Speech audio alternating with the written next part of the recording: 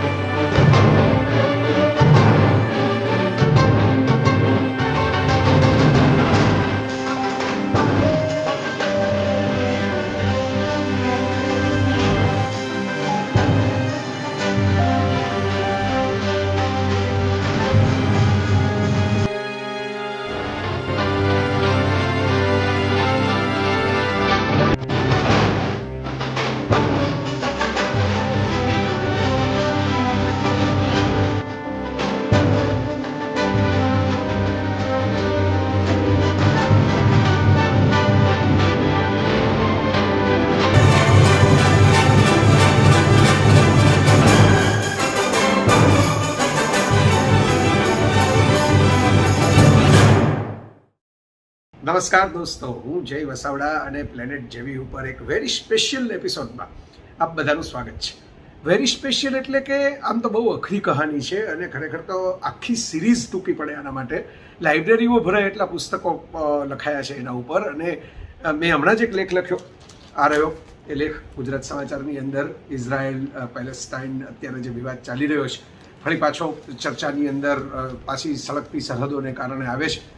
અને કોઈ પણ આવા યુદ્ધ થાય એમાં અંતે તો એવા જ લોકો બને છે કે જેને યુદ્ધ ઈચ્છ્યું ન હોય અને નિર્દોષ હોય. પણ આવું શું કામ થાય છે? વર્ષોથી ચાલતો આવતો વિવાદ છે. જગતમાં સૌથી વધારે જે સળગતી સરહદ કહેવાય એ ઇઝરાયલ પેલેસ્ટાઇનની સરહદ છે, બધાને ખબર છે. અને શું છે એના વિશે આપણે ત્યાં ખૂબ બધા વોટ્સઅપ વિશ્વવિદ્યાલય જેને હું મજાકમાં કહું છું એમાં મેસેજો ચાલતા હોય છે, જેમાં અડધું પડતું સત્ય હોય, અડધું પડતું અર્ધ સત્ય હોય અને બાકીનું બધું સાવ અસત્ય હોય. તે પોતાના એંગલ માટે લોકો ચલાવતા હોય છે. પણ હું દોસ્તો જી આવ્યો છું ત્યાં, હું ઇઝરાયલ ગયો છું, ઇઝરાયલમાં જોયું છે ફરીને જાતે. એટલે આમાં તું કહેતા પોથીકી લેખી, મેં કહેતા આખનકી દેખી એવો ઘાટ છે. અમુક જે બધા ક્ષેત્રો એ વ્યક્તિઓ ત્યાં વ્યક્તિગત રીતે પરિચય થયો અને પછી તો એમના અહીં જે રાજદૂત હતા એમની સાથે પણ મારે ઘણી વખત વાતચીત થતી, કાર્યક્રમો પણ સાથે કર્યા છે અને ટ્વીટમાં મૂક્યું પણ છે. એમની ઘરે ડિનર માટે ગયેલો દિલ્હી એ પણ. એટલે એ બધા વાતો જે છે એ માત્ર પહેલાં અંગ્રેજીની અંદર કંઈક વાંચીને અથવા તો આપણા એંગલ વિચારીને એવી રીતે કરેલી નથી. મેં જેમ કે તમને આ વિડીયો છે જ ગાંધીજી ઉપરનો, એમાં મેં મૂકેલું છે, ફોટો પણ મૂકેલો છે. નોખા અનોખા ગાંધી નામનો એક વિડીયો છે પ્લેનેટ જેવી ઉપર, તમે સર્ચ કરીને જોઈ લેજો. એમાં એ ફોટો મૂકેલો છે કે ઇઝરાયલના પ્રથમ સ્થાપક જે કહેવાય એ વડાપ્રધાન બેન ગુરિયન અને એમના નેગેવના રણ ખાતેના પર્સનલ ઘર જ્યાં એમને રહ્યા છે એમના બેડરૂમમાં એમણે એકમાત્ર તસવીર સ્ટાર ઓફ ડેવિડ જે કહેવાય ઇઝરાયલનું ધર્મચિહ્ન, એ પણ યહૂદીઓનું નથી, પણ એમાં મહાત્મા ગાંધીનો ફોટો છે. અને નીચે એમણે લખેલું પણ છે કે કેવી રીતે શાંતિપૂર્ણ રીતે, અમે તો અશાંતિમાં જીવ્યા એમ એમણે લખ્યું છે, પણ શાંતિથી કોઈ માણસ કેવી રીતે કામ કરી શકે દેશને બેઠો કરવાનું, એના માટે હું વંદન કરું છું એમને. હવે બોલો, આ આપણને ક્યાંય કેવા રાષ્ટ્રવાદના નામે લોકો વાતો કરતા હોય એમાં ક્યાંય એવું ન કે બેન ગુરિયન છે ગાંધી પ્રેમી હતા. ઉલટાના ગાંધીજીને ટીકા કરવા માટે ઇઝરાયલનો સહારો લઈ લે બધા. એટલે આવી વાતો આપણે ત્યાં લોકો નથી સમજતા. એમ તો આલ્બર્ટ આઇન્સ્ટાઈન પણ જ્યુ હતા, one of the most famous Jew ever they have seen. અને દુનિયાના બ્રેઇન ઓફ ધ મિલિયનિયમ કહેવાતા આઇન્સ્ટાઈને પણ ગાંધીજી માટે કહેલું જ ને કે ભાઈ લોકો માનશે નહીં કે આવો કોઈ માણસ પેદા થયેલો. એટલે આ વાત તો આપણે ગાંધીજીની વાત નથી કરવાના, ડોન્ટ વરી. આપણે વાત કરવાના છે ઇઝરાયલ પેલેસ્ટાઇનની. પણ હું તમને એક ભૂમિકા બાંધું છું કે જોયું છે, જાણ્યું છે, નજરે જોયું છે, કેટલી બધી વસ્તુઓ, કેટલી બધી બાબતો પારખી છે.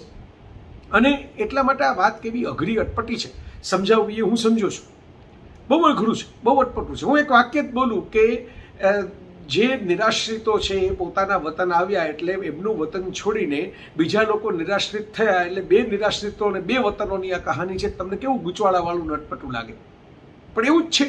અને એટલું ગૂંચવાડાવાળું છે એટલે તો એનો સીધો સાદો ઉકેલ આવતો નથી. નહીં તો ક્યારનો આવી ન ગયો હોત. આટલા બધા લોકો પણ હેરાન થાય છે. એને કારણે આમ જુઓ તો આખો આ ઇસ્લામિક ત્રાસવાદ છે એનું મૂળિયું જ ત્યાંથી શરૂ થયું છે. અને એમાં જે કટ્ટરવાદ આવ્યો, જે વહાબી સલ્ફી વિચારધારા કહેવાય, વહાબી સલ્ફી, એ સાથે જોવા તો આખો જેહાદી, અને અત્યારે જે યુદ્ધ ચાલે છે હમાસ સાથે ચાલે છે. હમાસ તો 2006-07 પછી સત્તામાં આવ્યું, અને એ કટ્ટરવાદી સંગઠન છે, મિલિટન્ટ ઓર્ગેનાઇઝેશન છે. આપણે સાક્ષી ભાવે આમ જોવાનું છે. એક રીતે જુઓ તો આપણે આખા વિવાદ સાથે ડાયરેક્ટ ક્યાંય કનેક્શનમાં નથી. યુરોપ આખું કનેક્શનમાં છે, અમેરિકા પણ કનેક્શનમાં છે, આફ્રિકા પણ ક્યાંક ક્યાંક કનેક્શનમાં છે, પણ આપણે નથી. આ સમજજો અને વિચારજો બરાબર હું જે કહી રહ્યો છું. કારણ કે એ વાત વિચારવા જેવી છે, સમજવા જેવી છે. ક્યાંક રશિયાનો રોલ છે, બીજા દેશોના રોલ છે. ભારત તો આમાં કંઈ આ વિવાદમાં હતું જ નહીં. આપણી સંસ્કૃતિ સાવ જુદી રીતે ડેવલપ થતી હતી. અને આ આખો વિવાદ જે છે એનું એક મૂળિયું જે છે, એક ધારા જે છે, એ સેમેટિક અબ્રાહમિક કહેવાય, એ ધર્મોની, એ પંથોની, એ વંશની છે. અને એ પણ એક પેરેલલ ચાલે છે. બીજી બાજુ પહેલા અને બીજા વિશ્વયુદ્ધની જે કહાનીઓ છે એ પણ પેરેલલ ચાલે છે. અને એની સાથે જોડાયેલો આખો જે વિવાદ છે, જમીનનો પણ છે, એ આર્થિક પણ છે, એ સામાજિક પણ છે, એ ધાર્મિક પણ છે. અને આટલા બધા પ્રવાહો જ્યાં ભેગા થયા હોય ત્યાં એ અઘરું છે. પણ આપણે, હું જરાક છૂટા પાડી દઉં તમને સમજવા માટે. સ્ટેપ બાય સ્ટેપ આપણે આમાં આગળ વધીએ. પહેલાં આપણે જરાક કેટલીક હિસ્ટ્રીમાં જઈએ. બહુ ઊંડી હિસ્ટ્રીમાં તમને નથી લઈ જતો. આખી વાત મિત્રો, હું જે આખો આ તમારી સાથે વાર્તાલાપ કરી રહ્યો છું, મને ખ્યાલ છે સાવ સામાન્ય સરેરાશ માણસ, થોડીક સમજ, થોડીક રુચિ ધરાવતા માણસને સમજાય, કોઈ ગૃહિણીને પણ સમજાય એ રીતે હું આ પ્રયત્ન કરું છું. એટલે આમાં બહુ ડિટેલિંગમાં હું નહીં જાઉં. અમુક માઇન્યુટ જે ડિટેલ કહેવાય એ જાણી જોઈને મેં હું એવોઇડ કરું છું. અમુક ઝીણું જે એને કાતરવાનું કહેવાય ને, એ નથી કાતરતો. એનું કારણ આ છે કે એ જો હું કરીશ તો પછી એ વાત એટલી બધી બોરિંગ અને ટીડિયસ થઈ જશે, અને એટલા આમાં તો આંતરપ્રભાવો છે તમે કંટાળી જશો સાંભળતા સાંભળતા. તો આપણે બેઝિક, અને મેં ક્યાંય ભૂલ ન થાય એટલે તારીખ એક લખીને મારી સાથે રાખી છે, બધા રેફરન્સીસ ખૂબ બધું એમાંથી મેં કહ્યું પસાર થયો છું, રૂબરૂ ગયો છું, જોયું જાણ્યું છે. મિડલ ઇસ્ટમાં પણ ફર્યો છું, આરબ દેશોમાં પણ ફર્યો છું, પ્રવાસો કર્યા છે. એનો ફાયદો જ આ થાય કે તમને માત્ર કિતાબી વાતો નહીં, પણ એની પાછળના કેટલાક સત્યો બિટવીન ધ લાઇન્સ હોય એ પણ જોવા જાણવા મળે. હમણાં જ ભારતીય વિચાર મંચે એક આખો સંવાદ કરેલો યાકો કરીને, જે અહીંના કોન્સુલ જનરલ છે ઇઝરાયલના, એમની સાથે. એમાં પણ હું હતો. એમાં કોઈ કંઈ સવાલ પણ પૂછેલો કે ભાઈ તમારે ત્યાં લિબરલ વોઇસ આવે ને એ પ્રકારના અવાજ આવે તો તમે શું કરો? એ લોકોને એમ હતું, એ પૂછનારને, કે ભાઈ હવે દબાવી દે, હવે કચડી નાખીએ એવી વાત કરીએ. પણ કોઈ ડાયો માણસ આવી વાત ન કરે. એ આપણે ત્યાં વોટ્સઅપ વિશ્વવિદ્યાલયમાં આવા ધડાકા ભડાકા ચાલતા હોય છે. એમણે તરત જવાબ આપ્યો કે નહીં, અમારે ત્યાં ડેમોક્રેસી છે અને અમે એને માન આપીએ છીએ, અને અમે લિબરલ વોઇસ અને ડિફરન્ટ વોઇસના પીસફુલ પ્રોટેસ્ટને પણ પ્રોજેક્ટ કરીએ છીએ. એમાં કંઈ અમને વાંધો નથી. એટલે તો ચૂંટણીઓ થાય છે અમારે ત્યાં. તો મેં પણ એક સવાલ પૂછેલો અને બિલકુલ તરત જ એમણે કરેક્ટ કહીને સૌથી લાંબો જવાબ એમાં આપેલો, અને એ છે બ્રેઇન વોશિંગ માટે જે કહાનીઓ ફેલાવવામાં આવે છે. આમ આ હિટલરના જમાનામાં પણ થતું. તમે જોજો રેબિટ નામની એક ફિલ્મ છે, હિન્દીની અંદર ડબ થયેલી, ડિઝની હોટસ્ટાર ઉપર છે. જોજો, મારી ફેવરિટ ફિલ્મ છે. અને એમાં પણ આવી રીતે કેવી રીતે હિટલરના જમાનામાં બ્લુ બ્લડના નામે, પ્યોર આયર્ન બ્લડના નામે જર્મનીનું જે નાઝી ગ્રુપ છે એ યહૂદીઓને કંઈક જેણે બે શિંગડા પૂંછડાવાળા રાક્ષસો એવું ચિતરવાની કોશિશ કરતા.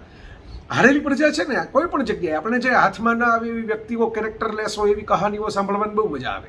એમની કુથલી કરવાની, ગોસિપ કરવાની. કોલેજમાં કોઈ સુંદર છોકરી ભણતી હોય ને કોઈને જવાબ ન આપે તો લોકો એના કેરેક્ટર વિશે તરત ગોસિપ, કુથલી કરવા માંડે.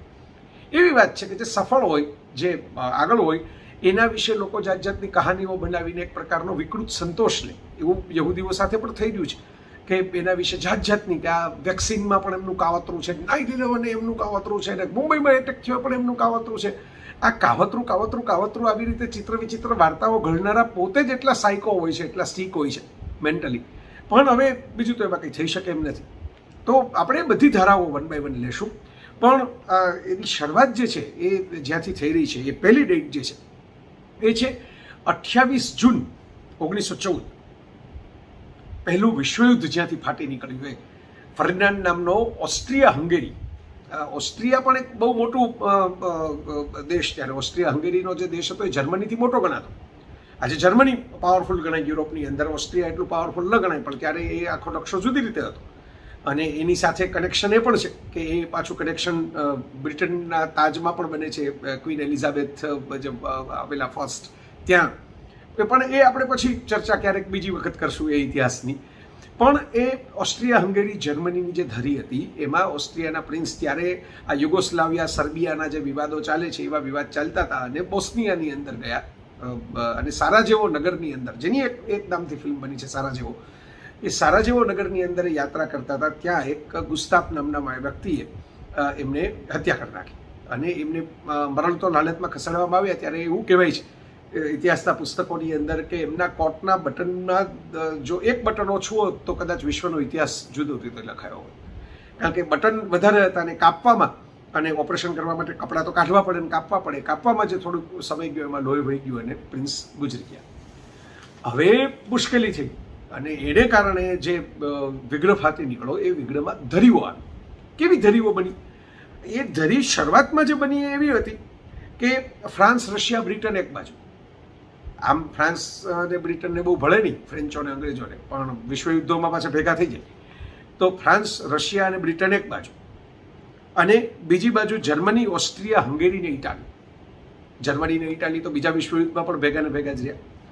આવી બે ધરીઓ બની અને એ ધરીઓ બની. ઓસ્ટ્રિયા હંગેરી તો એક જ ગણાતું ત્યારે અને એમાં વિશ્વયુદ્ધનો ચમકલા શરૂ થયા અને પછી આખું એક જુદી દિશામાં એ યુદ્ધ જતું હતું. એ દિશા જે છે એ છે એલાઇડ પાવર અને સેન્ટ્રલ પાવર. એલાઇડ પાવરમાં હતા America, France, Russia, Japan, Portugal, Italy, Balkan દેશો જેને કહેવાય, જેમ કે સર્બિયાવાળા દેશો ને એ બધા. અને સેન્ટ્રલ પાવર્સની અંદર હતા જર્મની, ઓસ્ટ્રિયા, હંગેરી. આ બધો ભેગા ભેગા જ ગણાય. મેં કે તમને કહ્યું એમ જર્મની, ઓસ્ટ્રિયા, હંગેરી અને બલ્ગેરિયા એની સાથે, અને ઓટોમન તુર્ક. અને ઓટોમન તુર્ક મેં એટલે કહ્યું કે આ જ મોટી કહાની છે. આજે રામ કહાની આપણે કહીએ, આખી વાત અહીંથી જ શરૂ થાય છે. હવે આપણે ભણતી વખતે જે લોકોએ ઇતિહાસના પુસ્તકો યાદ રાખ્યા હશે, ખબર હશે કે ભાઈ યુરોપ અને એશિયા વચ્ચેનો જે દરવાજો કહેવાય, કોન્સ્ટન્ટિનોપલ, ઇસ્તંબુલ બંદર, ત્યાંથી જ પેલા કાળા મરીના ભાવ ને એના 5 શિલિંગનો વધારો ને એને કારણે આરબ ખલાસીઓને બદલે આપણે જ કંપનીઓ સ્થાપીને ભારત જતા રહીએ એવું પશ્ચિમના જગતને થયું. ને એમાંથી ડચ અને વાસ્કોડી ગામા અને એ ફ્રેન્ચો અને French east India company, British east India company બધા ભારત આવ્યા અને આપણો ઇતિહાસ જુદી રીતે લખાણો. તો એ કોન્સ્ટન્ટિનોપલ, ઇસ્તંબુલ વાળું તુર્કી એક જમાનામાં બહુ પાવરફુલ સામ્રાજ્ય ત્યારે ગણાતું, ઓટોમન તુર્ક સામ્રાજ્ય. અને 14મી સદીથી, ત્યારે મધ્યયુગની અંદર ખ્રિસ્તી અને ઇસ્લામ વચ્ચે ક્રુઝેડ ધર્મયુદ્ધો લડાતા, અને 14મી સદીથી પાવરફુલ જે ગણાતું ઓટોમન તુર્ક સામ્રાજ્ય હતું એ પહેલા વિશ્વયુદ્ધમાં બ્રિટનના હાથે, એટલે એલાઇડ પાવર્સના હાથે હાર્યું. અને ત્યારે જુદી ઘટનાઓ બનવા લાગી. એની આપણે ત્યાં ખિલાફત ચળવળ તરીકે છાંટાઈ ઉદેલા, જેમાં ગાંધીજી વાળો વિવાદ પણ થયેલો. અને એ ખલીફાને અહીં પણ ટેકો બધા આપતા, કારણ કે એ ઇસ્લામિક શાસન જે આજે બધા અરેબિક ગણે છે, કોઈ ઈરાનને ગણે છે, કોઈ સાઉદી અરેબિયાને ગણે છે, કારણ કે મક્કા મદીના ત્યાં છે એટલે એવી રીતે ગણે છે. પણ મૂળ મુદ્દો જે છે કે જે ઓટોમન તુર્ક સામ્રાજ્ય હતું એ નકશો પાછો બધાને ભેગો કરવો છે, એ ગ્લોરી જોઈએ છે ભૂતકાળની. જેમ ચંગીઝ ખાન હવે મોંગોલ હતો, એ કંઈ મુસ્લિમ નહોતો, પણ એ જમાનાનો જો પાવરફુલ નકશો એને ચીનનો બનાવ્યો તો એ ચીનને પાછો જોઈએ છે. આપણે પાછો પ્રાચીન કાળનું અખંડ હિન્દુસ્તાન જે જોઈએ આજુબાજુ, મહાભારત વખતે ગાંધાર પણ જેની અંદર ભળેલું હોય એટલે અફઘાનિસ્તાન સુધી વિસ્તરેલું, અને એક બાજુ લંકા હોય, બીજી બાજુ જાવા, સુમાત્રા, ઇન્ડોનેશિયા, થાઈલેન્ડ બધું હોય, એવું આપણે સપના આવે છે. પણ આપણે વિસ્તારવાદી એટલા નથી, આપણે એટલા યુદ્ધખોર હિંસક નથી. પ્રજા તરીકે પણ આપણે આપણું આધ્યાત્મિક દર્શન જે છે એ વધારે શુદ્ધ થયેલું છે, વધારે પરિષ્કૃત છે. મહાભારત જેવી વાતમાં પણ યુદ્ધની નિરર્થકતા ઉપર વેદવ્યાસ છે એ સમાપન કરે છે. એટલે આપણે એ પ્રકારની પ્રજા નથી થયા ભારતમાં, પણ પરદેશમાં તો આ બધી માથાકૂટ ચાલે જ છે વર્ષોથી. તો હવે બેક ટુ ટ્રેક, ઓટોમન તુર્ક સામ્રાજ્ય છે એ પડી ભાંગ્યું. અને એ વખતે આજે આપણે જેને અરેબિક કહીએ છીએ, અરબી દેશો કહીએ છીએ કે ઇસ્લામિક દેશો કહીએ છીએ, એમાંના મોટા ભાગના દેશો તો ઇટાલી, સ્પેન, ફ્રાન્સ અને બ્રિટન એ કબજામાં જ હતા. જેમ કે લિબિયા છે એ ઇટાલીના કબજાની અંદર હતું, સ્પેન પાસે અમુક પ્રકારના ભાગ હતા, પણ વધારે કબજો જે હતો એ ફ્રાન્સ અને બ્રિટનનો હતો. અને એ આપણે જેને મિડલ ઇસ્ટ કહીએ છીએ, એ મિડલ ઇસ્ટ તો એ પશ્ચિમના એંગલથી, પણ અખાતી દેશો, ગલ્ફ ટેરેટરી, એ બધા જે વિસ્તાર કહીએ છીએ એમાં કેવા ભાગ પડેલા. અગેન મેં કીધું ને બધું ડોક્યુમેન્ટેડ મેં રાખ્યું છે એટલે તમને ખોટી માહિતી મારા તરફથી ન પહોંચે. તો એ જે ભાગ પડેલા એમાં ફ્રેન્ચ કબજો જે હતો, એ જે ફ્રેન્ચ કબજો હતો એની પાસે સિરિયા પણ હતું, એની પાસે અલ્જેરિયા પણ હતું, ટ્યુનિશિયા પણ હતું, એની પાસે મોરોક્કો પણ હતું, એની પાસે લેબેનોન, તુર્કી અને ઈરાકનો થોડો ભાગ પણ હતો, અને ઓમાનની આસપાસનો થોડોક વિસ્તાર હતો. ઓમાન મોટા ભાગે સ્વતંત્ર જ રહ્યું છે, પણ ક્યારેક આવી રીતે કબજામાં આવી રહ્યું છે.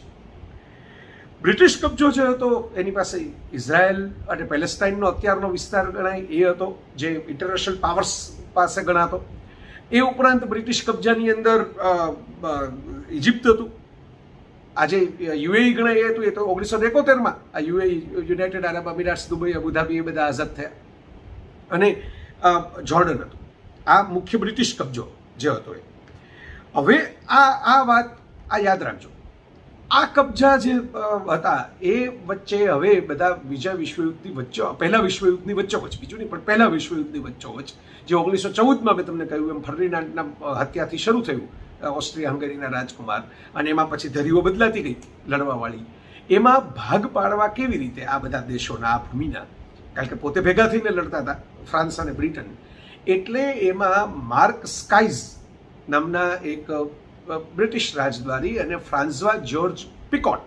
હવે એનો સ્પેલિંગ છે PICOT, પણ ફ્રેન્ચ ભાષાની અંદર હંમેશા છેલ્લો અક્ષર જે છે એ નથી બોલાતો, એટલે ફ્રાન્સવા પિકો.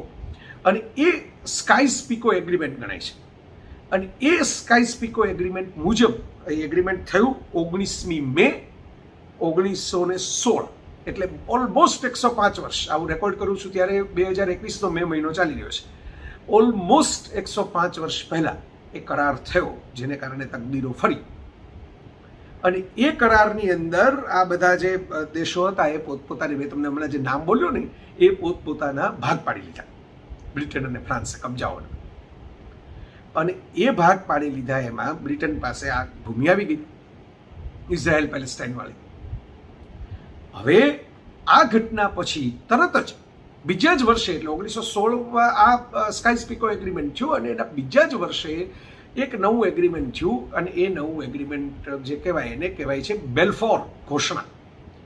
હવે બેલ્ફોર, આર્થર બેલ્ફોર નામ છે બ્રિટનના ફોરેન સેક્રેટરી, એટલે વિદેશ મંત્રી. અને એ આર્થર બેલ્ફોરે જે બેલ્ફોર એગ્રીમેન્ટ કર્યું એ 2 નવેમ્બર 1917માં લોર્ડ રોથશિલ્ડ સાથે કર્યું. આ રોથશિલ્ડ ફેમિલી વિશે, જેને રોથસ્ચાઇલ્ડ આપણે ત્યાં બધા સ્પેલિંગ મુજબ લખે છે અને જેનો ઉચ્ચાર થાય છે રોથશિલ્ડ, એ રોથશિલ્ડ યહૂદી ફેમિલી વિશે અને એની ભેદી કિંવદંતીઓ વિશે તો ખૂબ બધું લખાણું છે, ડોક્યુમેન્ટરીઓ બની છે. અને આપણે ત્યાં મરી મસાલા છાંટીને એ જે પેલેસ્ટાઇનના લોકો જેવી વાર્તાઓ ફેલાવતા હોય એવી આપણે ભારતીયો પણ બધી વાંચતા હોઈએ છીએ. કે કેટલાકને તો એમ જ લાગે છે કે એલિયનો અને રોથશિલ્ડ ફેમિલી જ આખી દુનિયા ચલાવે છે, બધું એનું જ કહાવતું હોય છે. પણ એ બધી કથાઓ છે, વાર્તાઓ છે, પણ મજબૂત પાવરફુલ ફેમિલી ખરું, ઇન્ફ્લુએન્શિયલ ખરું, પૈસા ખરા. હવે એ રોથશિલ્ડ ફેમિલીએ એ એગ્રીમેન્ટ જે બેલ્ફોર સાથે કર્યું બ્રિટન સાથે, કારણ કે બ્રિટન પાસે જે જગ્યાનો કબજો હતો ને પેલેસ્ટાઇન ઇઝરાયલ વાળો, એ એગ્રીમેન્ટ રોથશિલ્ડે કર્યું, એમ કર્યું કે ભાઈ પૈસા આપીને પણ અમે તમારી સાથે, તમારી પાસેથી ઘોષણા જોઈએ છે કે યહૂદીઓની આ જે ભૂમિ છે એ વિસ્તાર એમની ગણાય, એ ઘોષણા કરો. અને બ્રિટને એમાં એક થોડોક નાનો ભાગ પણ ક્રિએટ કરી દીધો ત્યારે, એમના કબજો હતો ત્યારે યહૂદીઓ માટે. ત્યારે યહૂદીઓ બહુ ઓછા રહેતા હતા એ પ્રદેશમાં, અને વધારે પેલેસ્ટાઇન આરબો રહેતા હતા. પેલેસ્ટાઇન દેશ ગણાતો હતો. ઇઝરાયલ જેવો શબ્દ બહુ મોટો ત્યારે પ્રચલિત હતો નહીં. ઇઝરાયલ દેશની સ્થાપના જ નહોતી થઈ. એ તો ફરીથી તારીખ યાદ રાખજો, 14મી મે 1948ના રોજ થઈ. આપણે 1947માં 15મી ઓગસ્ટ આઝાદ થયા અને પછી તરત જ અગેન 14મી મે 1948, એ પણ મે મહિનો છે.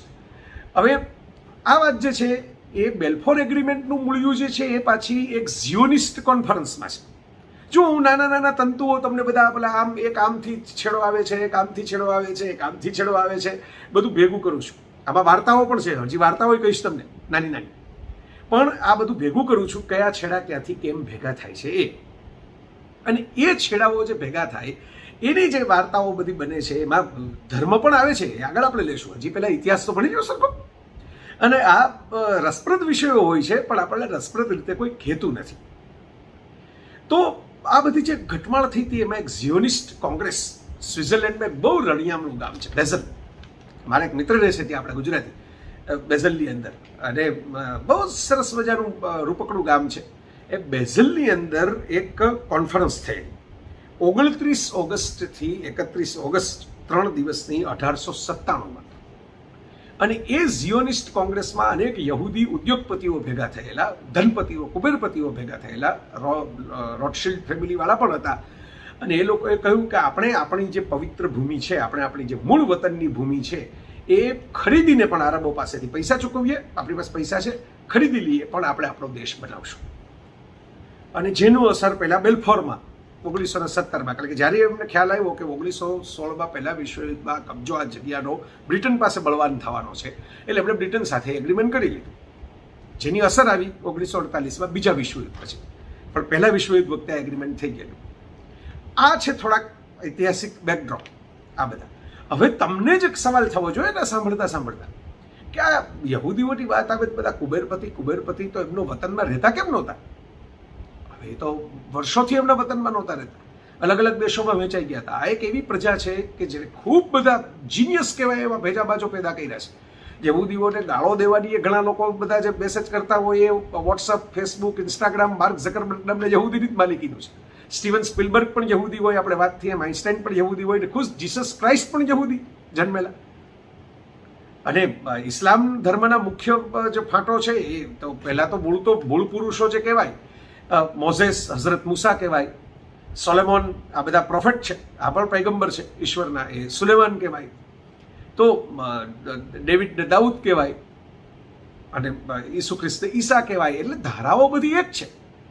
તો યહૂદી ધર્મ બહુ માર ખાધો છે, 2-2,000 વર્ષોથી રખડતા ભટકતા જ રહ્યા છે એમના વતનની બહાર, બહુ તકલીફો વેઠી છે, છતાંય એમણે એમનો નેશનલ સ્પિરિટ ગુમાવ્યો નથી, છતાંય એમણે એક વતન માટેનું ચાહત, પ્રેમ, જદ્દોજહદ જે કહેવાય એ ગુમાવી નથી. અને એમાંથી એમણે પ્રગતિએ ખૂબ કરી.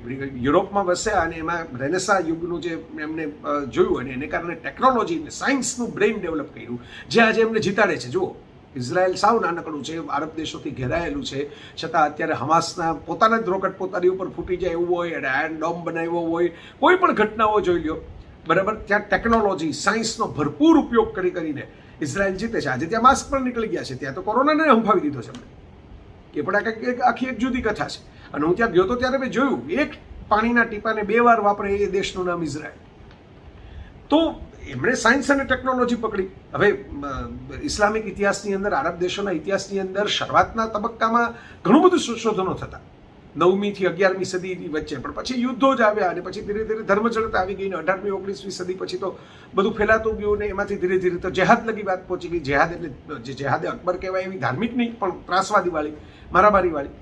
અને ગ્રેજ્યુઅલી હાલત એવી થઈ ગઈ કે સાયન્સ એન્ડ ટેકનોલોજીને ગાળો દેતા, એને ધિક્કારતા, એની યારે માથાકૂટ કરતા, એમાં કાવતરાની શંકાસ્પદ થિયરીઓની વાર્તાઓ ફેલાવતા જ રહી ગયા. અને યહૂદીઓ અને ખ્રિસ્તીઓ આગળ નીકળી ગયા. અને થોડે ઘણા અંશે આપણી પણ એ જ હાલત છે ભારતમાં. આપણે બધી વાર્તાઓ કરીને રાખીએ છીએ, અને સવાલો ઉઠીને બધાને ટાંગ ખેંચી રાખીએ છીએ વિજ્ઞાનીઓની, વિજ્ઞાનના આવિષ્કારોની, પણ જાતે કંઈ કરી નથી શકતા. છેલ્લે તો કોઈ વેક્સિન બનાવી એની રાહ જોવી પડે છે આપણે. એનીવે, આપણે વાત આવી પાછી આપણી ઇતિહાસ કથા ઉપર. તો ઓટોમન તુર્ક સામ્રાજ્ય પડી ભાંગ્યું પહેલા વિશ્વયુદ્ધની અંદર, અને એના પછી સાઉદી અરેબિયાના 2 ફાળિયા થયેલા, એ તો ઇબ્ન સાઉદે ભેગા કરી દીધા, અને એ જુદું એક બન્યું 1932ની અંદર. તુર્કી છે એકદમ આધુનિક, મોડર્ન થઈ ગયું, જે આજે હવે થોડુંક પેલું અરગાનના રાજની અંદર થોડુંક કન્ઝર્વેટિવ, પાછું ઓર્થોડોક્સ, જૂનવાણી, રૂઢિચુસ્ત થતું જાય છે. પણ કમાલ પાશાએ તો ધબધબાટી બોલાવી દીધેલી. હગિયા સોફિયા ચર્ચને એમણે મસ્જિદ હતું, ત્યાંથી આખું ચર્ચ તરીકે મ્યુઝિયમ બનાવેલું, આજે પાછી એની મસ્જિદ થઈ ગઈ. તો એ કમાલ પાશાને કારણે તુર્કી દેશ તરીકે એકદમ આધુનિક થઈ ગયો, એકદમ મોડર્ન થઈ ગયો, અલ્ટ્રા મોડર્ન. અને એ વાત થઈ તુર્કીની. આ શું થયું પહેલા વિશ્વયુદ્ધ પછી? ઈરાન તો જુદું જ હતું, અને ઈરાન ત્યારે બહુ શાહના જમાનો પણ ખાસું મોડર્ન હતું. આ તો પછી ખૌમેની અને આ બધા રૂઝીચુસ્સો જે છે આખો એ કબજો કરી લીધો ઈરાન ઉપર, ને ઈરાનના શાહની સામે ત્યારે પ્રજા બળવાઈ ચડી હતી. ત્યારે બધી મોડર્ન સ્ત્રીઓ પણ હતી. એને એમ હતું કે ભાઈ આપણે નવક્રાંતિ કરી રહ્યા છીએ આ શાહી પરિવાર સામે. પણ ખરેખર નીકળ્યું એવું કે એમાં ધાર્મિક ક્રાંતિ થઈ ગઈ, અને જે સ્ત્રીઓ ઈરાનની અંદર છૂટથી ટેસ્ટથી સ્કર્ટ પહેરીને ફરતી હતી અને માથું ઢાંક્યા વગર, ત્યાં આજે બુરખો આવી ગયો, હિજાબ આવી ગયો. પણ એ બધી ઇતિહાસના અલગ અલગ રંગો છે, કેવી રીતે પરિવર્તન થયા. મોટા ભાગે ઓઇલ નીકળ્યું પછી તો કઠપુતળા પોતાના સુલતાનો, લોકશાહીની વાતો કરનારા યુરોપ અમેરિકાના દેશોએ જ બધે બેસાડી દીધા છે. અરેબિક વર્લ્ડમાં, અને ત્રાસ પણ ઘણો અને છમકલાય ઘણા કર્યા છે. એટલે જે યુરોપ અમેરિકા સામે જે છુપો એક ગુસ્સો છે ઇસ્લામિક આરબ વર્લ્ડને, એનું ક્યાંક ક્યાંક એનું કારણ પણ છે કે કેમ છે. એના ભાગલા એમને પૂછ્યા વગર કરી લીધા, કબજા કરી લીધા, ગુલામી જેવી હાલત પણ કરી, તેલ ઉપર પણ કબજા કર્યા, અને મૂર્ખ બનાવીને ત્યાં લોકશાહીની સ્થાપના કરી જ નહીં, અને કઠપૂતળા લોકોના હાથમાં મૂકી દીધું. પણ બધા લેયર્સ તો એક સાથે હું કેવી રીતે ચર્ચી શકું દોસ્તો તમારી સાથે. એટલે આપણે મૂળ વાત ઉપર પાછા જઈએ, ઇઝરાયલ. તો આ બધી ઘટનાઓની વચ્ચે હિટલર ઊભો થયો, અને હિટલરે હોલોકોસ્ટ, એમણે જે આપણે શરૂઆતમાં જ વાત કરી ગયા એમ, હિટલરે તો ક્રૂર શૈતાની ભયાનક હિંસક પગલાઓ લીધા, અને એને કારણે 60 લાખ જેટલા યહૂદીઓની ક્રૂર નિર્મમ હત્યાઓથી ઘેટો. એની ખૂબ બધી ફિલ્મો બની છે, ખૂબ બધી કથાઓ લખાણી છે, ખૂબ ભયાનક અત્યાચારોની કથાઓ છે. એટલે યહૂદીવાળા તો દુશ્મન કેટલા. એમનું મૂળ જે મંદિર ગણાય ટેમ્પલ માઉન્ટ, જે હજારો વર્ષો પહેલા બનેલું હતું એવું કહેવાય છે, ડેવિડ અને સોલોમને ક્રિએટ કરાવેલું એ ટેમ્પલ માઉન્ટ મંદિર, જેની જે દિવાલ જ રહી છે ખાલી વેસ્ટર્ન વોલ, એ પણ તોડવાની અંદર બેબીલોનવાળા પણ આવેલા, અને એણે પણ તોડેલું છે, અને રોમનોએ પણ તોડેલું છે, ખતમ કરેલું છે. અને એક પછી એક આક્રમણો થતા જ ગયા, અને તો કાળનું પણ આક્રમણ થયું. પણ હજી એની વેસ્ટર્ન વોલ એક દિવાલ ટકેલી છે. ત્યાં પણ મેં નજરે જોયું છે, હું જે આવ્યો છું ત્યાં માથું ટેકવવા માટે યહૂદી દેશભરમાંથી, દુનિયાભરમાંથી આવે, આખી દુનિયામાં ફેલાયેલી પ્રજા, કારણ કે નિરાશ્રિત તરીકે બધે ભટકતા રહ્યા. પણ સવાલ મેં તમને પૂછેલો કે યહૂદી બધે કુબેરપતિ કેમ, રોથશિલ્ડ બધા પૈસા ખરીદીને જમીનો લઈ લઈએ એવું એણે 19મી સદીમાં પણ નક્કી કરેલું, હજી પહેલા બીજા વિશ્વયુદ્ધ પહેલા એવું કેમ, અને એને જ બધાને ખટકતા કેમ? આ ખટકો તો ઘણો જૂનો છે. આરબોને પણ ખટકતા યહૂદીઓ ત્યારે એક જમાનામાં. આજે જેને મદીના કહેવાય એ શહેરનું નામ પણ જુદું હતું, અને કંઈક ય ઉપરથી શરૂ થતું હતું, એ યગરીબ કે એવું કંઈક નામ હતું, પણ અત્યારે મને ભૂલાઈ ગયું છે. પણ એમાં પણ યહૂદીઓનો બોલબાલા હતી. અને જ્યારે મોહમ્મદ પૈગંબર સાહેબ મક્કાથી ત્યાં મદીના હિજરત કરીને આવેલા, ત્યારે એમના કરતાં યહૂદીઓ બધા મોટા શેઠ ગણાતા, અને એમનો દબદબો હતો અને જોર હતું. કેમ આવું? આ શેઠાઈ ક્યાંથી આવી?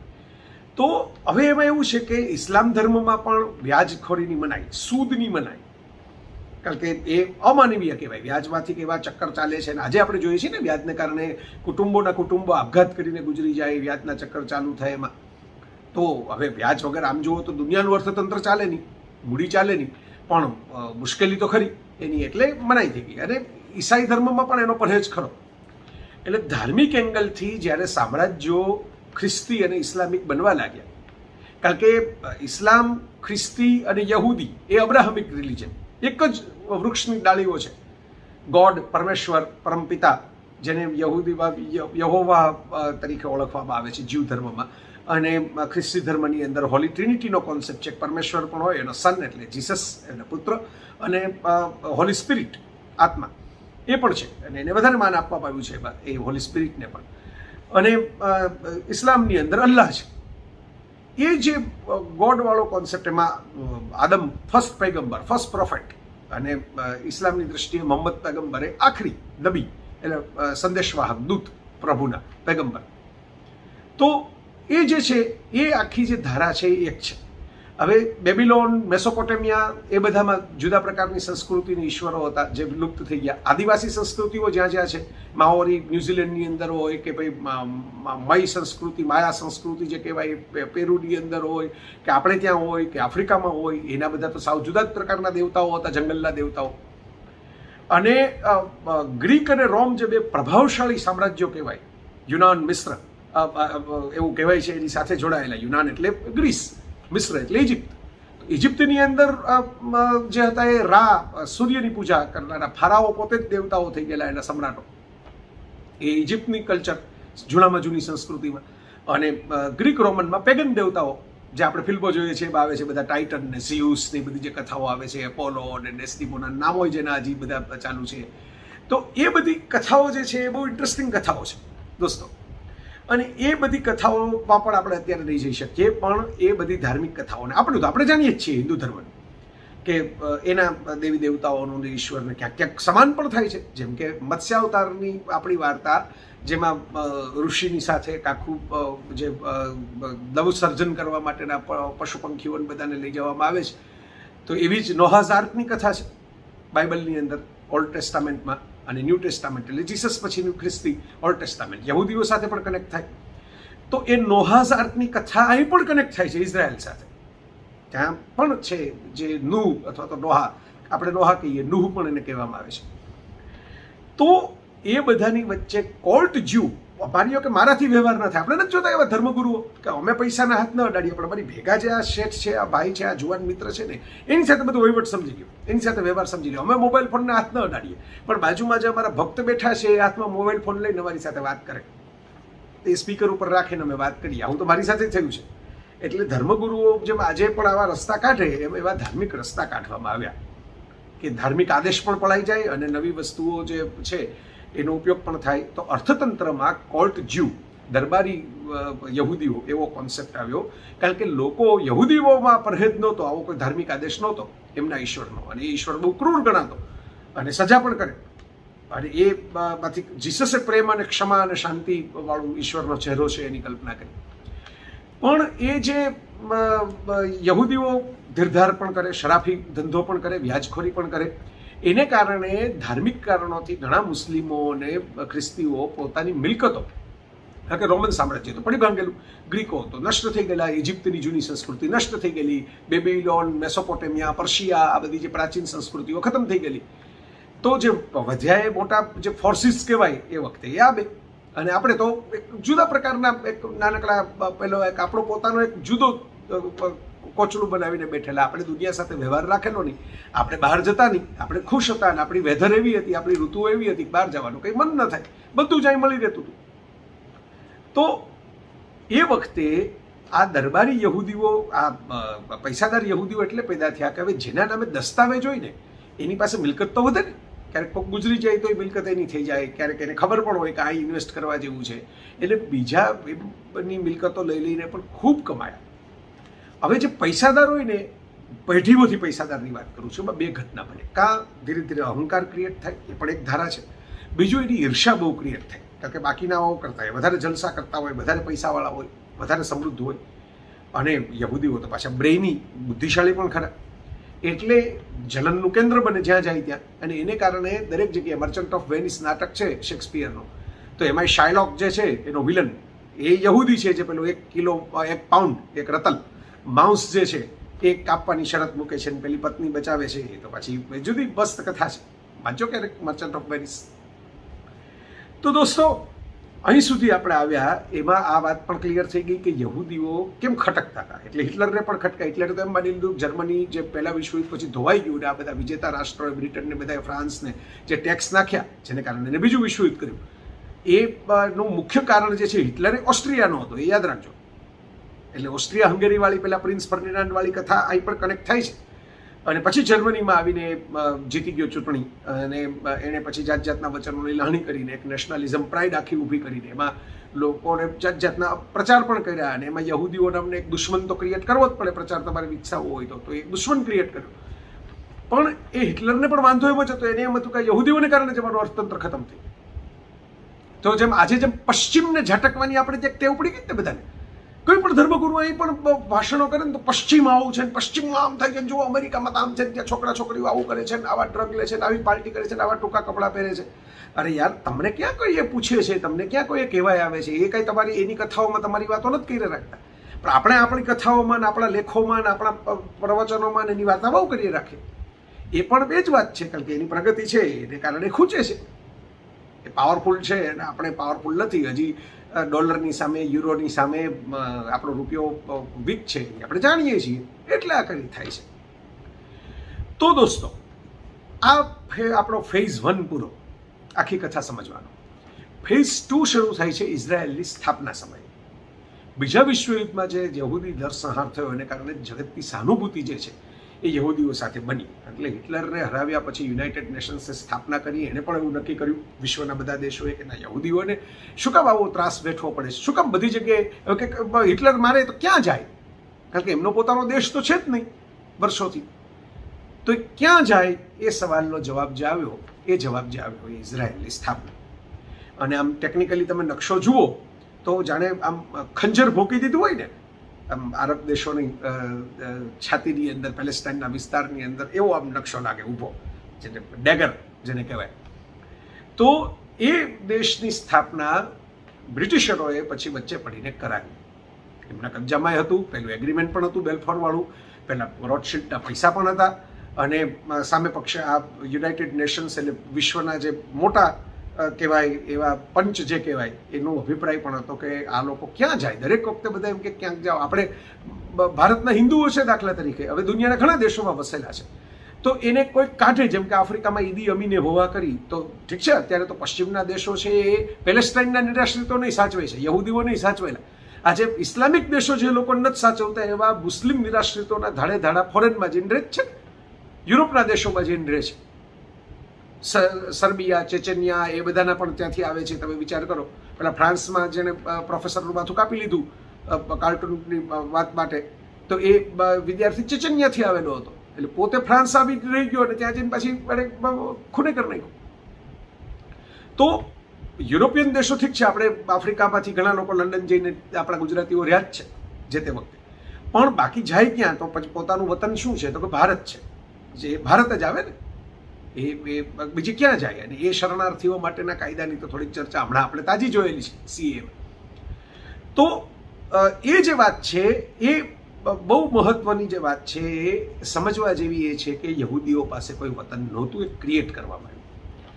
અને પેલેસ્ટાઇનની જે ભૂમિ હતી, જેને પેલેસ્ટાઇન કહેવાતું, જે પહેલાં તો ઓછા યહૂદીઓ રહેતા હતા, થોડુંક નાનું ઝોન બનાવીને, જે ઇન્ટરનેશનલ કબજો ગણાતો, ત્યાં અંતે ઇઝરાયલ નામનો દેશ 56% ભૂમિ આપીને પેદા કરવામાં આવ્યો. હવે આમાં મુશ્કેલી એ થઈ કે 56% આપીને પેદા કરવામાં આવ્યો, અને એમાં નેચરલી આરબ દેશોના પેટમાં તેલ રેડાયું.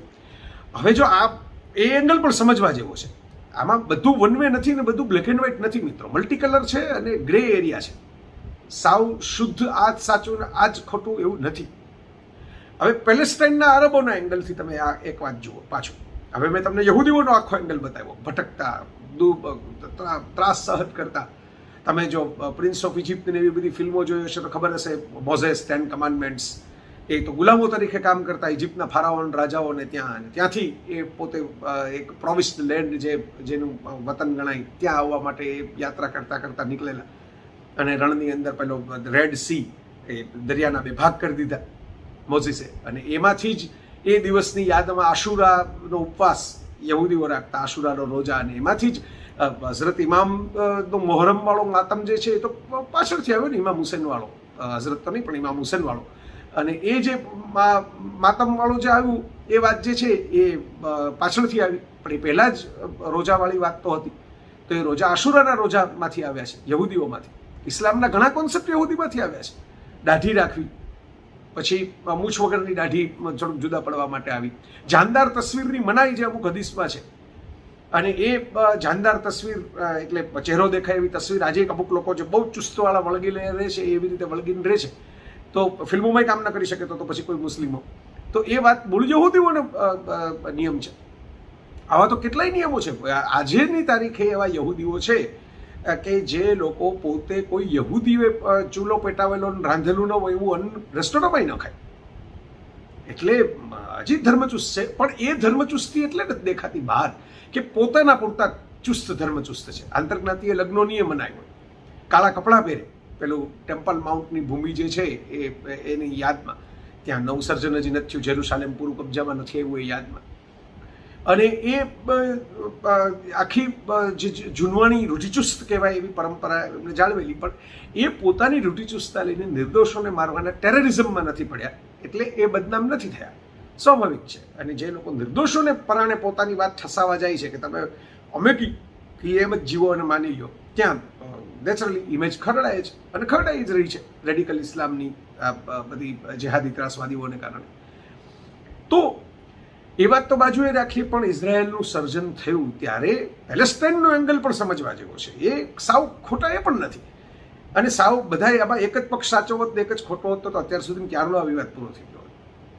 આપણા કાશ્મીર પ્રશ્ન જેટલું સહેલું નથી, આ એનાથી ક્યાંય વધારે ગૂંચવાયેલો છે.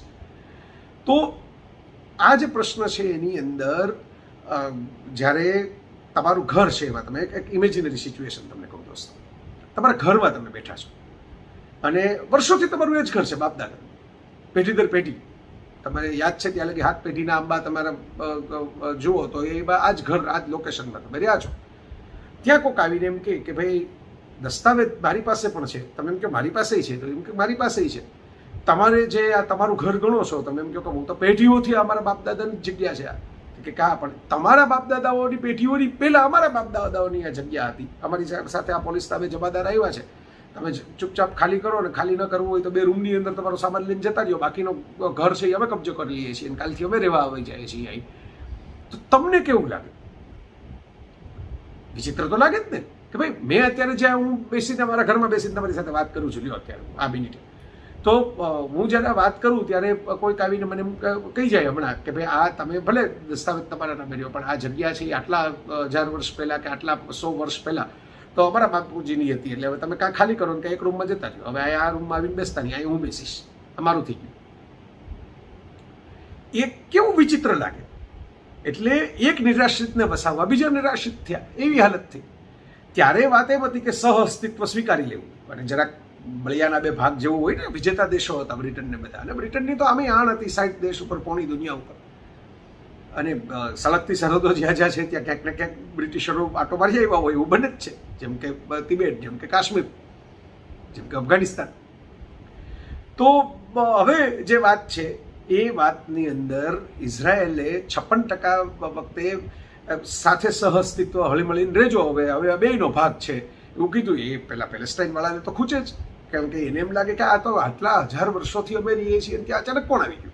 એ અમારી જગ્યા જ અડધી આપી દેવાની એને, અમને પૂછ્યા વગર. એમાંથી ધમાલ ચાલુ થઈ અને શરૂઆતમાં જ 9 મહિના લગી યુદ્ધ ચાલ્યું સ્થાપનાની સાથે જ. ત્યારે 5 આરબ દેશો બધા, લેબેનોન ને ઈરાક ને ઇજિપ્ત ને સિરિયા ને જોર્ડન ને બધા આજુબાજુના જે પાડોશીઓ કહેવાય ઇઝરાયેલના, એ બધા ભેગા થઈને એમ માન્યું કે ભાઈ આપણે આને ઉગતા જ ડામી દઈએ. પણ ઇઝરાયેલનું લશ્કર વધતું જ ગયું. શરૂઆતમાં 25,000 હતું, ત્યાંથી 32,000 થયું, ત્યાંથી 65,000 થયું અને ત્યાંથી 1,08,000 જેવું થઈ ગયું. વધતા જ ગયા લશ્કર, કારણ કે દુનિયાભરમાંથી યહૂદીઓને એ લોકો બોલાવતા ગયા અને જોડાતા ગયા, બધા જુવાન અને દેશદાસવાળા અને બુદ્ધિશાળી અને સાયન્સની ટેકનોલોજીનો ઉપયોગ કરનારા મોટા મોટા ઇનોવેટર્સ, સાયન્ટિસ્ટો. એટલે ઇઝરાયેલની અંદર સંખ્યા આમ ઓછી છે પણ આર્મી ટ્રેનિંગ કમ્પલસરી છે. આપણે જે ઘણા એનો ઉદાહરણ આપે છે. અને એમાં એવું છે કે હું તો ઇઝરાયેલમાં ગયો હતો ત્યારે એવી ચર્ચાઓ ત્યાં થતી સાંભળી કે એને કારણે કેટલાક ડિપ્રેશન પણ આવે છે, કેટલાક યંગ છોકરા છોકરીઓ બહાર પણ જાય છે. પણ આર્મી ટ્રેનિંગ કમ્પલસરી છે. તો આર્મી ટ્રેનિંગ એટલે કમ્પલસરી છે કે લશ્કર ખૂટે તો તમારે જોડાઈ જવાનું, કારણ કે આજુબાજુ ગમે ત્યારે લડવા જવું પડે. તો એ 9 મહિના પછીનું યુદ્ધ ઇઝરાયેલ જીતી ગયું અને 56% ઓફિશિયલી એને મળી હતી, એમાંથી 21% બીજી ભૂમિ લઈ લીધી. એટલે આ તો લેને ગઈ પૂત ઓર ખોકે આઈ ખસમ, એવી એક કહેવત છે. દીકરો લેવા ગઈ પતિ ગુમાવી ગઈ, એવું હાલત થઈ આરબ દેશોની. પેલેસ્ટાઇનને મદદ કરવામાં, ઇઝરાયેલની ઉપર હુમલો કરીને જમીન બચાવી લેવામાં જે હતી જમીન પોતાની પાસે, એમાંથી 21% પાછી જતી રહી. અને એ વખતે 2 જગ્યાઓ એવી રહી, એક ગાઝા પટ્ટી જ્યાં ઇજિપ્તનો કબજો રહ્યો અને બીજી વેસ્ટ બેંક, પશ્ચિમ કાંઠો જે કહેવાય એ જગ્યા જ્યાં જોર્ડનનો કબજો રહ્યો. એ ઇઝરાયેલની વચ્ચે 2 એવા કબજા દેખાય જે વિવાદાસ્પદ જગ્યાઓ ગણાય છે. અને એક ઓલ્ડ સિટી જેરુસલેમ કે જ્યાં અડધો કબજો જેવું આવ્યું. એક બાજુનો ભાગ છે એ યહૂદીઓ પાસે, બીજી બાજુનો ભાગ છે એ આરબો પાસે, મુસ્લિમો પાસે. એવી રીતે આખી રચના બની. હવે આ ઘટના પછી આ 1948માં સ્થાપના વખતે થઈ ગયું. ઇઝરાયલ એલર્ટ થઈ ગયું અને મોસાદ જેવી સંસ્થા સ્થાપના કરીને એના જાસૂસી પરાક્રમો તો બહુ જાણીતા છે. સામે પક્ષે પેલેસ્ટાઇને ત્રાસવાદી હુમલાઓ શરૂ કર્યા. મ્યુનિક ને એવી બધી ફિલ્મો જોઈ લેજો. ફ્લાઇટમાં ત્રાસવાદ પેલો હાઇજેક કરીને કરવાનો હોય, બોમ્બ ધડાકા કરવાના હોય, ખેલાડીઓને મારવાના હોય ઓલિમ્પિકમાં, આવી બધી ઘટનાઓ શરૂ કરી.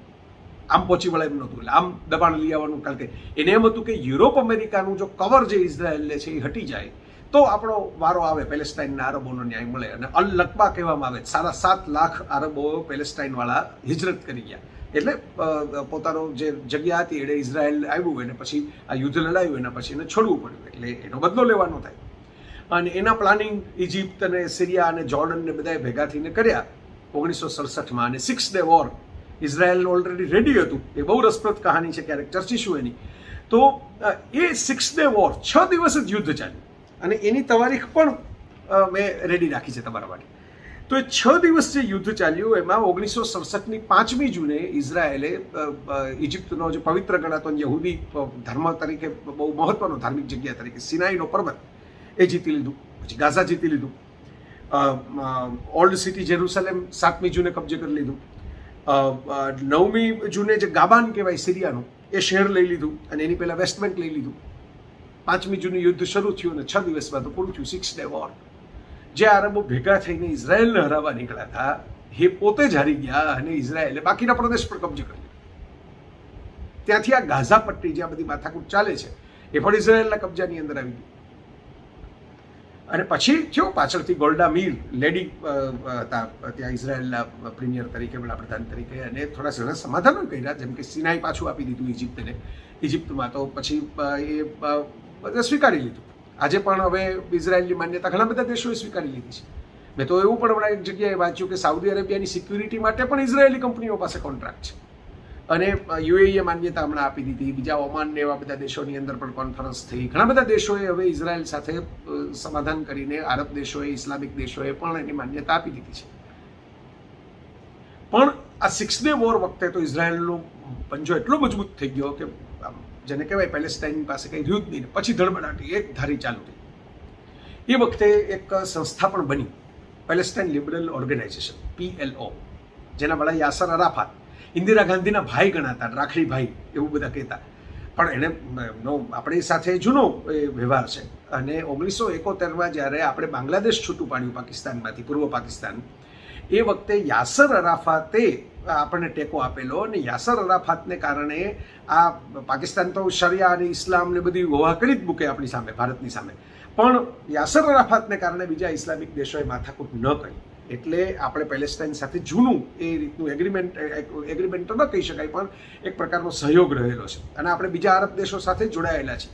યુએઈ સાથે, સાઉદી સાથે. આજે તમે ઇમ્પોર્ટ એક્સપોર્ટના આંકડાઓ જુઓ તમને ખ્યાલ આવે કે ચીન પછી એમાં નંબર જે આવે છે દુબઈ, સાઉદી એ બધા છે.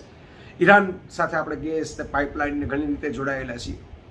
એટલે આપણે આપણું હિત જોઈને બહુ એ બધી માથાકૂટમાં આપણે નિરપેક્ષ થયા છીએ. અને ત્યારે લાંબા સમય સુધી ઇઝરાયેલને માન્યતા નહોતી આપી. નરસિંહ રાવના સમયથી થોડું ઘણું શરૂ થયું અને પછી નરેન્દ્ર મોદી તો પ્રવાસ પણ કરી આવ્યા છે આપણે વડાપ્રધાન અત્યારના ઇઝરાયેલનો. તો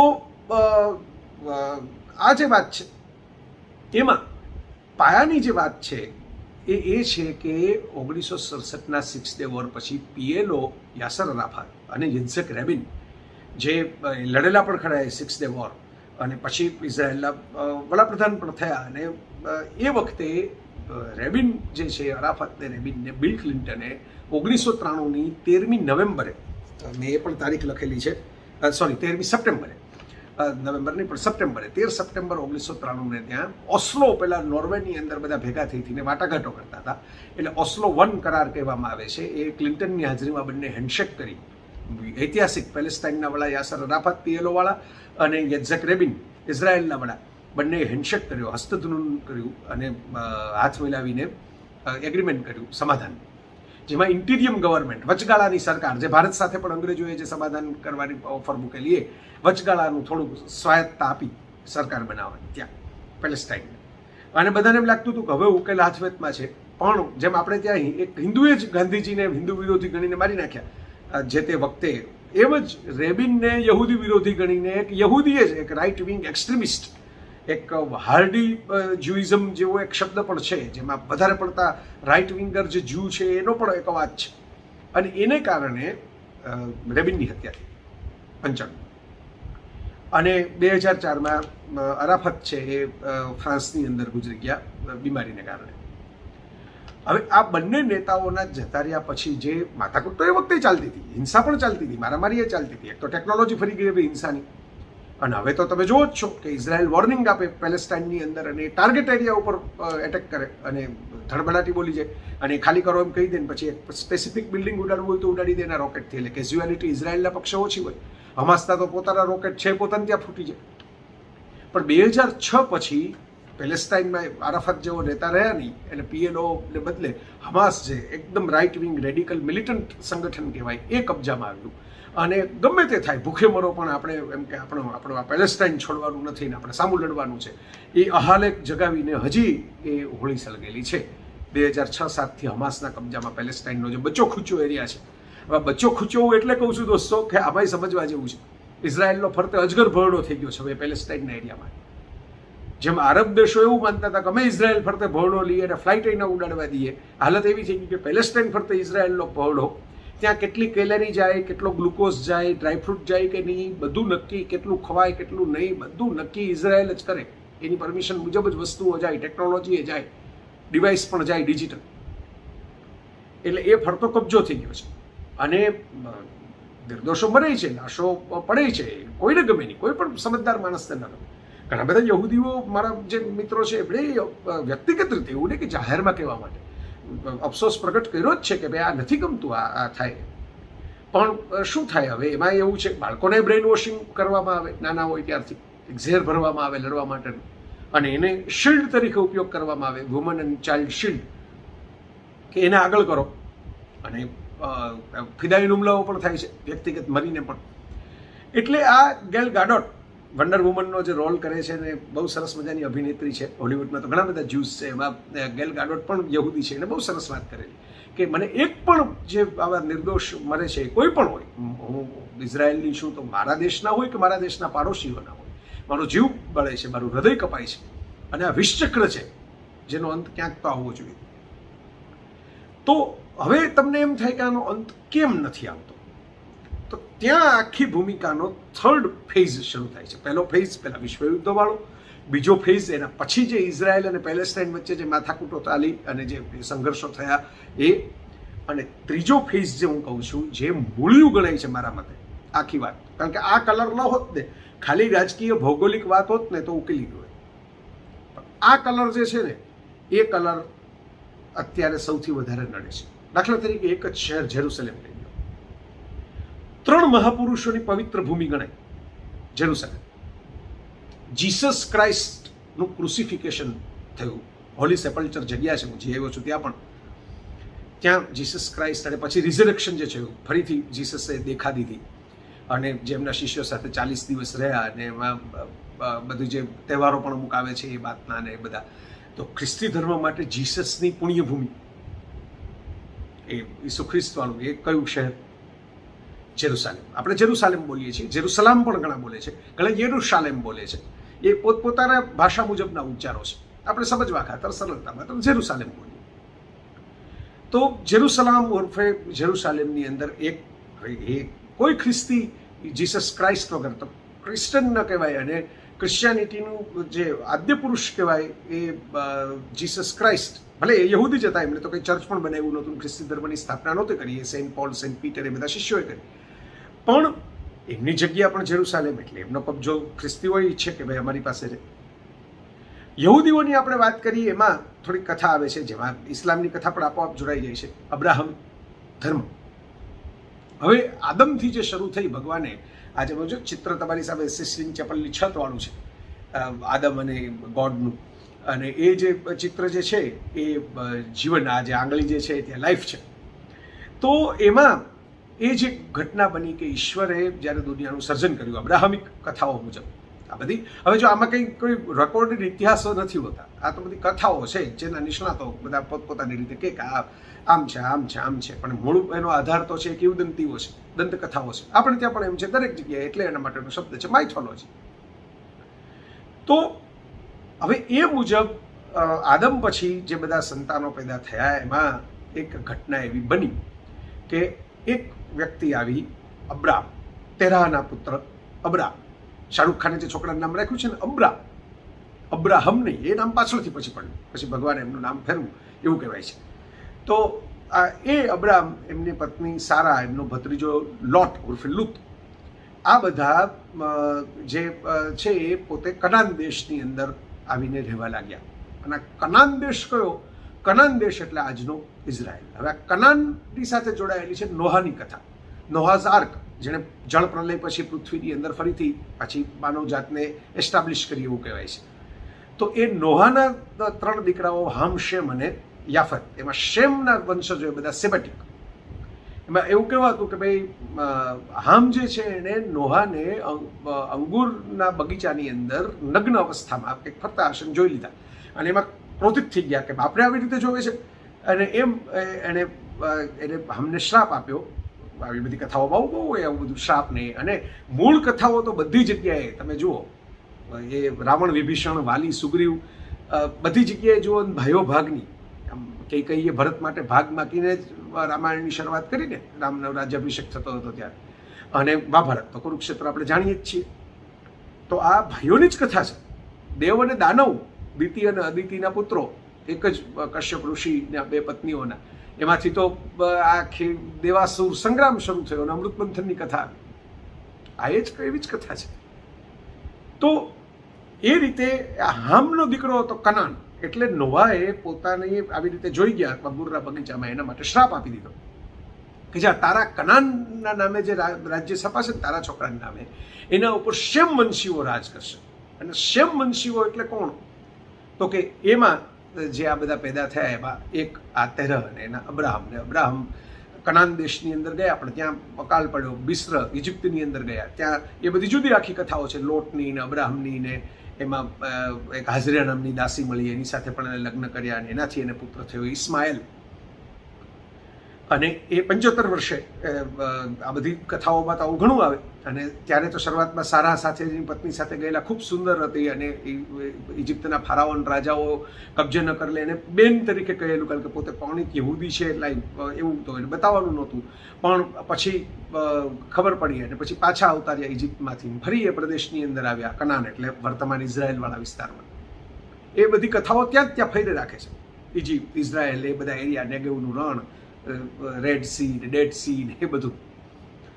તો એ કથાઓની વચ્ચે આખી વાત એ આવે છે કે અબ્રાહમને પ્રભુનો સંદેશ મળ્યો અને પછી એને એમ કહ્યું કે ભાઈ તું આ દેશની અંદર જા અને તારા સેમેટિક જાતિ ઉપર મારા આશીર્વાદ છે, અને તને પણ એક પુત્ર થશે. બહુ મોટી ઉંમરે, 99 વર્ષની ઉંમરે જ્યારે અબ્રાહમ એ કહેવાયા.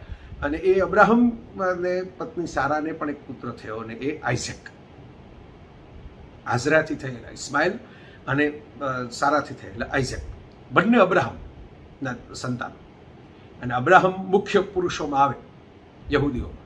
હવે આઇઝેકની જે ધારા બની, જે એની એની જે વંશાવળી બની, એનો જે આંબો બન્યો, એ આંબાની અંદર કોણ આવ્યું? તો કે કિંગ ડેવિડ ઉર્ફે દાઉદ, કિંગ સોલોમન ઉર્ફે સુલેમાન. એક નામ ઇસ્લામિક છે, એક નામ જ્યુ છે, યહૂદી છે. અને એ આખી ધારા જે થઈ એ આઇઝેકની ધારા, એ ઇઝરાયલવાળી યહૂદીઓની ધારા, જેમાં મોઝેસ પણ આવે, જેણે આ જ પ્રદેશ, આ પ્રોમિસ્ડ લેન્ડ, ભગવાને જે અમને વર્ષો પહેલાં વચન આપ્યું છે, સદીઓ પહેલાં, દાયકાઓ પહેલાં. અને બધા વચ્ચે અબ્રાહમ ને મોઝીસને બધા વચ્ચે ઘણા વર્ષોનું, સદીઓનું અંતર છે દોસ્તો.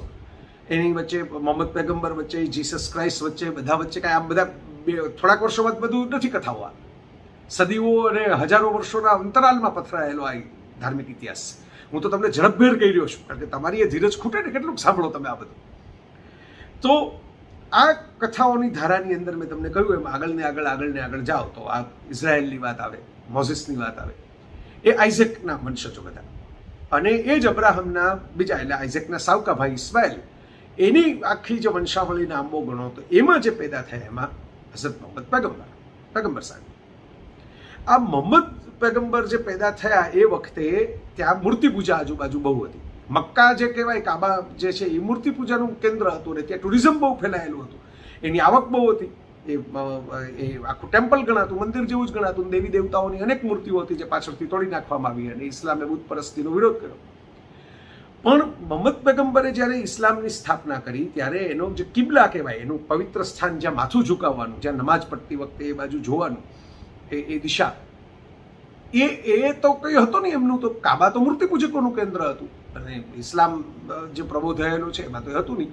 એમણે તો પોતાનું કેન્દ્ર જ રાખેલું આ ટેમ્પલ માઉન્ટનું જે જૂનું મંદિર ગણાતું એ જગ્યા, બેઈતે મિકદ્દશ એ જગ્યાનું નામ. એ બેઈતે મિકદ્દશ એમણે કેન્દ્ર તરીકે રાખેલું. એની સામે માથું ઝુકાવીને આ કરવાનું, એ બંદગી કરવાની, ઇબાદત કરવાની, પ્રાર્થના કરવાની ત્યાં. એટલે યહૂદીઓના સ્થળ સામે અને 13 વર્ષ સુધી એ સિલસિલો ચાલ્યો. પછી એમણે મક્કા તરફ, અને એ તો પાછા આપણે વાત થઈ મદીના પણ આવી ગયેલા, ત્યાં પણ યહૂદીઓની ટીખળનો ભોગ બનેલા. અને પછી ઇસ્લામમાં આક્રમણ પણ આવ્યા, યુદ્ધો પણ આવ્યા, કાબાનો કબજો કરી લેવામાં આવ્યો, તોડફોડ કરવા લેવામાં આવી, અને એ બધી તો કથાઓ છે જ. અને એમાંથી મોહમ્મદ પૈગંબરે પોતાની ઇસ્લામમાં એવું છે કે રાજ્ય સત્તા અને ધર્મ સત્તા એ વખતે એક હતી, જેમાંથી ઓટોમન તુર્કી અને ખિલાફત ને ખલીફાવાળી વાત આવી કે ખલીફાઓ, ધર્મગુરુ એ જ રાજગુરુ, એટલે એ જ રાજનેતા એમ ગણાય. અને બીજા જે ખલીફા આવ્યા એ બીજા ખલીફા હઝરત ઉમર અબુ બકર પછી, અને એમણે આ જગ્યા જે ટેમ્પલ માઉન્ટ કહેવાય ત્યાં એક નાનું ધર્મસ્થળ બનાવ્યું. અને એ સ્મારકમાંથી આજે તો ત્યાં સરસ મજાના સોનાના ગુંબજવાળો એક ડોમ છે, અને ત્યાં બાજુમાં અલગ મસ્જિદ છે. અને બરાબર ટેમ્પલ માઉન્ટની સામે, મેં તો જોઈ છે, નજર સામે તમને દેખાય ટેકરી ઉપર ચડો એટલે એક દિવાલ આમ ટેમ્પલ માઉન્ટની, જ્યાં યહૂદીઓ અને પહેલી બાજુ ઇસ્લામનું શ્રદ્ધા કેન્દ્ર. હવે તમને એમ થશે કે આખી વાત મક્કા મદીના સાઉદી અરેબિયામાં ચાલે છે, મોહમ્મદ પૈગંબરનો એ ઇતિહાસ તો ત્યાં ચાલે છે, તો એ આ બાજુ માથું ઝુકાવતા એ મક્કા બાજુ કરી નાખ્યું ને કાબાને પવિત્ર કરી નાખ્યું. તો આ ટેમ્પલ માઉન્ટની જગ્યામાં જેરુસલેમમાં આ ઇસ્લામ ક્યાંથી આવી ગયો, એનો કબજો ક્યાંથી આવી ગયો, અલક્સા મસ્જિદનું શું મહત્વ થઈ ગયું, ત્યાં સોનાના ગુંબજવાળા ડોમ કેમ છે? તો દોસ્તો, એનો જવાબ એ છે કે જ્યારે જે કથા છે એ મુજબ, અને આ બધી કથાઓ પાછળથી ઘણી બધી લખાઈ, ઘણી બધી સંશોધિત થઈ, આપણે જાણતા નથી શું કેમ છે, પણ આ બધી કથાઓમાંથી આ સંઘર્ષ જન્મેલો છે. કથા એવી છે કે જે સદેહ સ્વર્ગ જવાની જે કથાઓ હોય ને, ઘણી વખત આપણે ત્યાં નરસિંહ મહેતાને કેમ વૈકુંઠની અંદર રાસ જોવા મળ્યો શામળિયાનો, સદેહ પોતે જ્ઞાન પેલી મશાલમાં હાથ બળવા લાગ્યો ને એવી કથા છે. એમ સદેહ સ્વર્ગની જન્નતની સેર કરવા માટે ઈશ્વર પાસે જવાની કથામાં પોતે મક્કા હતા ત્યાંથી મોહમ્મદ પૈગંબર છે એ બુર્રાક નામના દેવી અશ્વ ઉપર, એટલે ઝડપથી અંતર કપાયું. અને એમાં બધી થોડીક અમારા મોઇન ખાન જેવા મિત્ર કહે છે ફ્રાન્સ બેઠા બેઠા કે બધી ઇન્ટરસ્ટેલર જેવી વાર્તાઓ પણ છે આની અંદર, થોડી સાયન્સ ફિક્શન લાગે એવી કે એક રાતમાં આવું અંતર કેવી રીતે કપાય, પણ કપાણું. અને એ આવ્યા ટેમ્પલ માઉન્ટ જેરુસલેમ, જ્યાં યહૂદીઓનું આ ડેવિડ સોલોમન વાળું મંદિર જે ગણાય પ્રાચીન, જેનું અંશ પણ નથી, ને જે પહેલું તો રોમનોએ તોડેલું, પછી બેબીલોનિયનોએ ખતમ કરેલું, અને પછી બીજા બધા ત્યાં આવ્યા. એ જગ્યાએથી એમને જિબ્રાઇલ જે કહેવાય, ગબ્રિયલ, એ જિબ્રીલ ફરિશ્તાએ, દેવદૂતે એમને ઉપર લઈ ગયા ભગવાનના દરબારમાં, જન્નતમાં. ત્યાંથી એ પાછા આવ્યા પોતાની ઉમ્મત માટે. આમ તો સદેહ જ પહોંચી ગયા હતા, પણ ત્યાંથી પાછા આવ્યા ઉમ્મત એટલે ફોલોઅર્સ માટે, અને ફોલોઅર્સને એમણે બધો ઉપદેશ આપવાની શરૂઆત કરી. એટલે એ આખી યાત્રાને મેરાજની યાત્રા કહેવામાં આવે છે, મેરાજ. અને એ યાત્રા જે છે એ યાત્રાનું બહુ જ સિગ્નિફિકન્ટ મહત્વ છે. અલ્લાહ, કુરાન, મોહમ્મદ પૈગંબર એના આદેશ એ મુજબ, આ 10 કમાન્ડમેન્ટ્સ જેમ ભગવાનના આદેશ મોઝેસને સંભળાયેલા, અબ્રાહમને જેમ ભગવાનના અવાજો સંભળાયેલા, આમાં પણ એ જ છે. તો એને કારણે હવે એ પવિત્ર સ્થળ થઈ ગયું ઇસ્લામનું, જેરુસલેમમાં જ અલ-અક્સાવાળું, જ્યાંથી પેલું ટેક ઓફ અને લેન્ડિંગ વાળો પોઈન્ટ છે, સદેહ જન્નતમાં જવાનું મોહમ્મદ પૈગંબરનું. હવે વિચાર કરો, મેં તમને યહૂદી ઇતિહાસ તો કહી જ દીધો, ત્યાંથી તો એ આ પ્રદેશ ગણાય જ છે, આ જૂનો કનાન, અત્યારનો આ ઇઝરાયલ. ઇસ્લામનો પણ એ જ કબજો, એ જ ભાવ, એ જ કે ભાઈ અમારા મુખ્ય પુરુષ માટેની આ, અને જીસસ ક્રાઇસ્ટનું એટલે ઈસાઈ ધર્મ, એટલે દુનિયાના 3 મોટા ધર્મો જેની પાસે ઘણા વિસ્તારમાં, ભલે યહૂદીઓ બધે કબજાની રીતે નથી ફેલાયેલા, પણ ઘણા જગ્યાએ પાવરફુલ પોઝિશનમાં છે. અમેરિકા, યુરોપના ઘણા મોટા મોટા કોર્પોરેશનોના સીઈઓ, સાયન્ટિસ્ટો બધા જ્યુસ છે, વેપારમાં પાવરફુલ છે. તો એ દુનિયાભરમાં ફેલાયેલા, અને બાકી તો ખ્રિસ્તી ઇસ્લામ વચ્ચે જ મોટાભાગની દુનિયા વહેંચાયેલી છે. એ માથાકૂટ છે આખી. ચીન અને ભારત જેવા અમુક જુદા કલ્ચર બાકી રહી ગયા હોય એને સાઈડ ટ્રેક કરો તો બાકી તો બધા કલ્ચર આ 3માં જ વેચાયેલા છે અત્યારના જગતમાં. અને એટલે આનો કોઈ રેડીમેડ ઉકેલ તરત દેખાતો નથી. કોઈને એમ થાય કે આનો ઉકેલ શું? પહેલો ઉકેલ તો પેલી 2 નેશન વાળો હતો કે બંને દેશો સંપીને રહે, જે રેબિન અરાફાત લગી ચાલ્યો. હવે ઇઝરાયલનો એજન્ડા એવું છે, એવું ઘણા નિષ્ણાતો કહે છે કે ગ્રેટર ઇઝરાયલ બનાવી નાખો, એટલે એક જ દેશ બનાવી નાખો, મારી તોડી પછાડીને પણ જે પેલેસ્ટાઇન વાળા ભાગી જતા હોય ભાગી જવા દેવા. હવે અહીં એક મહત્વની વાત એ પણ છે કે ઇઝરાયલ છે ઘણું બધું ફ્રી સ્પિરિટેડ છે, મેં નજરે જોયું છે. પાર્ટીઓ પણ થાય, ડાન્સ પણ થાય, ફિલ્મો પણ જોવાય, નાટકો પણ હોય, અને ત્યાં પાછા ઘણા બધા આજુબાજુવાળા પેલેસ્ટાઇનવાળા બીજા અરબો હોય ને જે રખડપટ્ટી કરતા હોય એને સિટીઝન ત્યાં નથી જવું છે, કારણ કે ફાયદો ત્યાં છે, પ્રોટેક્શન મળે, સાયન્સ મળે, બધું ડેવલપમેન્ટનો લાભ મળે, વિકાસ મળે, વિકાસ ઇઝરાયલમાં જાવ એટલે. તો એ પણ એક ગડબડ છે. હવે ઇઝરાયલમાં હિબ્રુ એમની ઓફિશિયલ લેંગ્વેજ થઈ તો રેકગ્નાઇઝ લેંગ્વેજ તરીકે બીજી અરેબિક છે. 74% યહૂદીઓ રહે છે, 17% અરબ નાગરિકો છે, બાકાયદા વોટિંગ કરે છે એ પણ ચૂંટણીઓમાં, એમના પણ પ્રતિનિધિઓ બેસે છે પાર્લામેન્ટની અંદર. એટલે ઇઝરાયલમાં, અને મેં તો નજરે જોયું છે, જે ટેક્સી ડ્રાઈવર મને યહૂદીઓના, જ્યુઓના જેરુસલેમના મ્યુઝિયમની અંદર મૂકવા આવેલો, એ ટેક્સી ડ્રાઈવર મુસ્લિમ હતો, તો એ ત્યાં જ કમ્પાઉન્ડમાં લોનમાં નમાઝ પણ પડતો હતો સાંજની, અને કોઈ માથાકૂટ નહોતી. ઇઝરાયલની જ વાત કરું છું, મેં નજરે જોઈ. અને હાથમાં સ્ટેન્ડગન લઈને ફરતી છોકરીઓ પણ જોઈ છે, એટલે સૈનિક તરીકે. તો પોઈન્ટ આ છે કે આપણે અહીં બેઠા બેઠા જે જજમેન્ટ લઈએ એના કરતાં ત્યાં ઘણું બધું થોડુંક સહઅસ્તિત્વ છે. એક બાજુ ક્રિશ્ચિયનોની ગલી હોય, એક બાજુ યહૂદીઓની ગલી હોય, એક બાજુ મુસ્લિમોની ગલી હોય, આવું બધું નજરે જોયું છે. પણ જ્યારે પેલી ધર્મવાળી વાત આવી જાય, જ્યારે પેલી ઈગોવાળી વાત આવી જાય, જ્યારે પેલી રાષ્ટ્રના અસ્તિત્વને ટકાવવાની વાત આવી જાય, ત્યારે તો આવું બધું ચાલતું નથી, આપણી નજરે જોઈએ છીએ. બરાબર. તો એ વસ્તુ તો આપણે ભારત પાકિસ્તાનમાં નથી જોયું, આપણે ચીન અને ભારતને માથાકૂટમાં નથી જોયું, એટલે એ વસ્તુ નડે છે. હવે આનો ઉકેલ મેં કીધું ક્યારેય ગમે એટલી મથાકૂટ કરે, આરબ દેશો ટ્રેન ચૂકી ગયા છે સાયન્સની, રેનેસાની, ઇનોવેશનની, ટેકનોલોજીની ટ્રેન, જેમ ઘણા ભારતીયો ચૂકી ગયા છે. હવે આપણા જે ભારતીયો જેમાં છવાયેલા છે એ વિદેશ જઈ છે અને ત્યાંના નાગરિક બની સત્ય નાદેલા હોય, એક સુંદર પિચાઈ હોય, કે ભારત આપણે રાજી થઈએ છીએ કલ્પના ચાવલા, સુનીતા વિલિયમ્સ માટે, પણ એ સિટીઝન તો અમેરિકાના છે. તો એમ હવે એ ટ્રેન્ડ છે એ ઇસ્લામિક દેશો પણ ચૂકી ગયા છે, અને એને કારણે કબજો જ નહીં, પ્રોગ્રેસ પણ ઇઝરાયલનો એટલો મજબૂત છે, યહૂદી પ્રજાનો એટલો સ્ટ્રોંગ છે, અને એવા સુપર બ્રેઇન વર્ષોથી અમને પેદા કર્યા. મેં તો એકવાર એક યાદી કરી લી, એક લેખ જેવડી, મારી ગુજરાત સમાચારને એક લેખ જેવડી તો યાદી થઈ હતી.